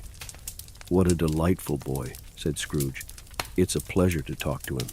"Yes, my buck." "It's hanging there now," replied the boy. "Is it?" said Scrooge. "Go and buy it." "Walker!" exclaimed the boy. "No, no," said Scrooge. "I'm in earnest. Go and buy it, and tell him to bring it here, that I may give them the direction where to take it. Come back with the man, and I'll give you a shilling. Come back with him in less than 5 minutes, and I'll give you half a crown." The boy was off like a shot. He must have had a steady hand at a trigger who could have got a shot off half so fast. "I'll send it to Bob Cratchit's," whispered Scrooge, rubbing his hands and splitting with a laugh. "He shan't know who sends it. It's twice the size of Tiny Tim. Joe Miller never made such a joke as sending it to Bob's will be." The hand in which he wrote the address was not a steady one, but write it he did somehow, and went downstairs to open the street door, ready for the coming of the poulterer's man. As he stood there waiting his arrival, the knocker caught his eye. "I shall love it as long as I live," cried Scrooge, patting it with his hand. "I scarcely ever looked at it before. What an honest expression it has in its face. It's a wonderful knocker. Here's the turkey. Hello, whoop, how are you? Merry Christmas." It was a turkey. He never could have stood upon his legs, that bird. He would have snapped 'em short off in a minute, like sticks of sealing wax. "Why, it's impossible to carry that to Camden Town," said Scrooge. "You must have a cab." The chuckle with which he said this, and the chuckle with which he paid for the turkey, and the chuckle with which he paid for the cab, and the chuckle with which he recompensed the boy, were only to be exceeded by the chuckle with which he sat down breathless in his chair again, and chuckled till he cried. Shaving was not an easy task, for his hand continued to shake very much, and shaving requires attention, even when you don't dance while you are at it. But if he had cut the end of his nose off, he would have put a piece of sticking plaster over it, and been quite satisfied. He dressed himself all in his best, and at last got out into the streets. The people were by this time pouring forth, as he had seen them with the ghost of Christmas present, and walking with his hands behind him, Scrooge regarded everyone with a delighted smile. He looked so irresistibly pleasant, in a word, that 3 or 4 good-humored fellows said, "Good morning, sir. A Merry Christmas to you." And Scrooge said often afterwards that of all the blithe sounds he had ever heard, those were the blithest in his ears. He had not gone far when, coming on towards him, he beheld the portly gentleman who had walked into his counting-house the day before and said, "Scrooge and Marley's, I believe." It sent a pang across his heart to think how this old gentleman would look upon him when they met, but he knew what path lay straight before him, and he took it.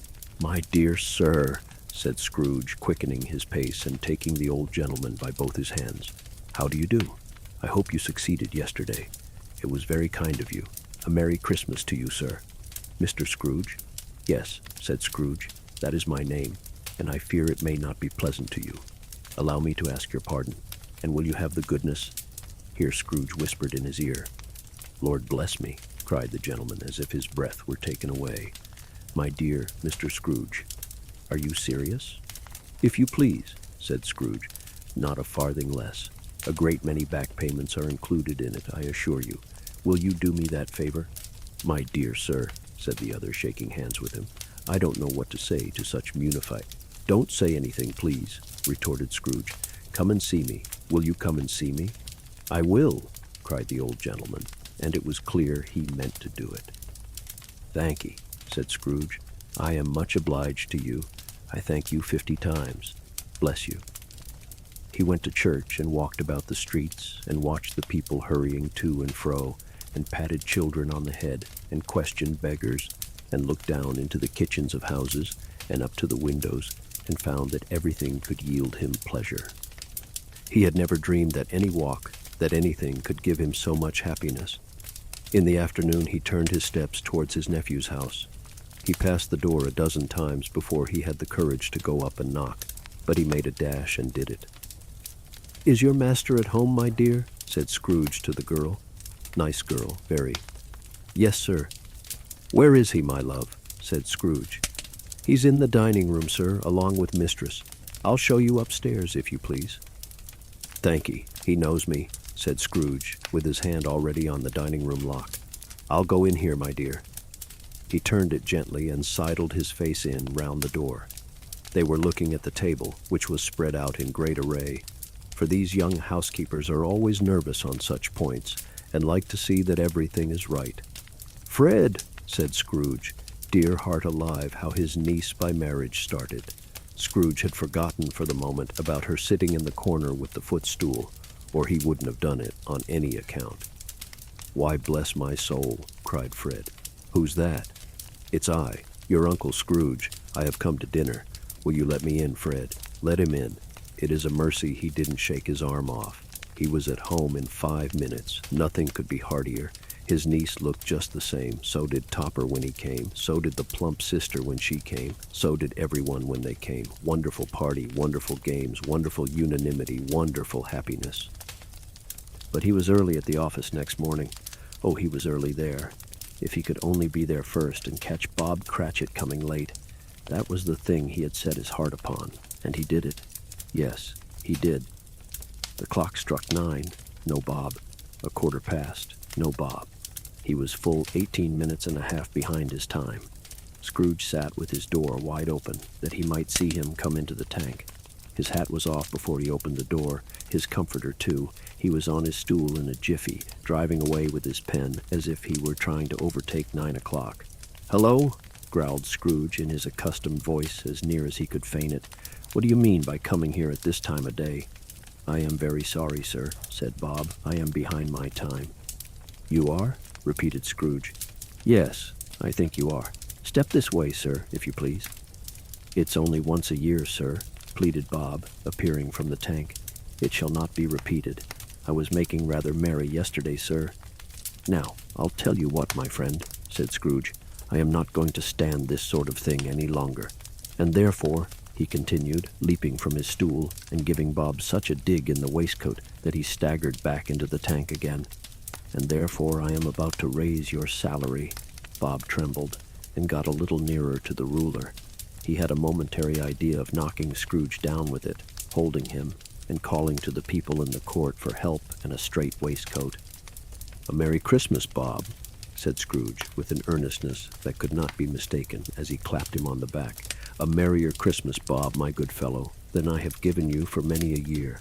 I'll raise your salary and endeavor to assist your struggling family, and we will discuss your affairs this very afternoon over a Christmas bowl of smoking bishop, Bob. Make up the fires, and buy another coal scuttle before you dot another I, Bob Cratchit." Scrooge was better than his word. He did it all, and infinitely more. And to Tiny Tim, who did not die, he was a second father. He became as good a friend, as good a master, and as good a man as the good old city knew, or any other good old city, town, or borough in the good old world. Some people laughed to see the alteration in him, but he let them laugh, and little heeded them, for he was wise enough to know that nothing ever happened on this globe for good, at which some people did not have their fill of laughter in the outset, and knowing that such as these would be blind anyway, he thought it quite as well that they should wrinkle up their eyes in grins as have the malady in less attractive forms. His own heart laughed, and that was quite enough for him. He had no further intercourse with spirits, but lived upon the total abstinence principle ever afterwards, and it was always said of him that he knew how to keep Christmas well, if any man alive possessed the knowledge. May that be truly said of us, and all of us. And so, as Tiny Tim observed, God bless us, everyone. And with that, we reach the end of this story. Merry Christmas, everyone. See you next time. Bye-bye.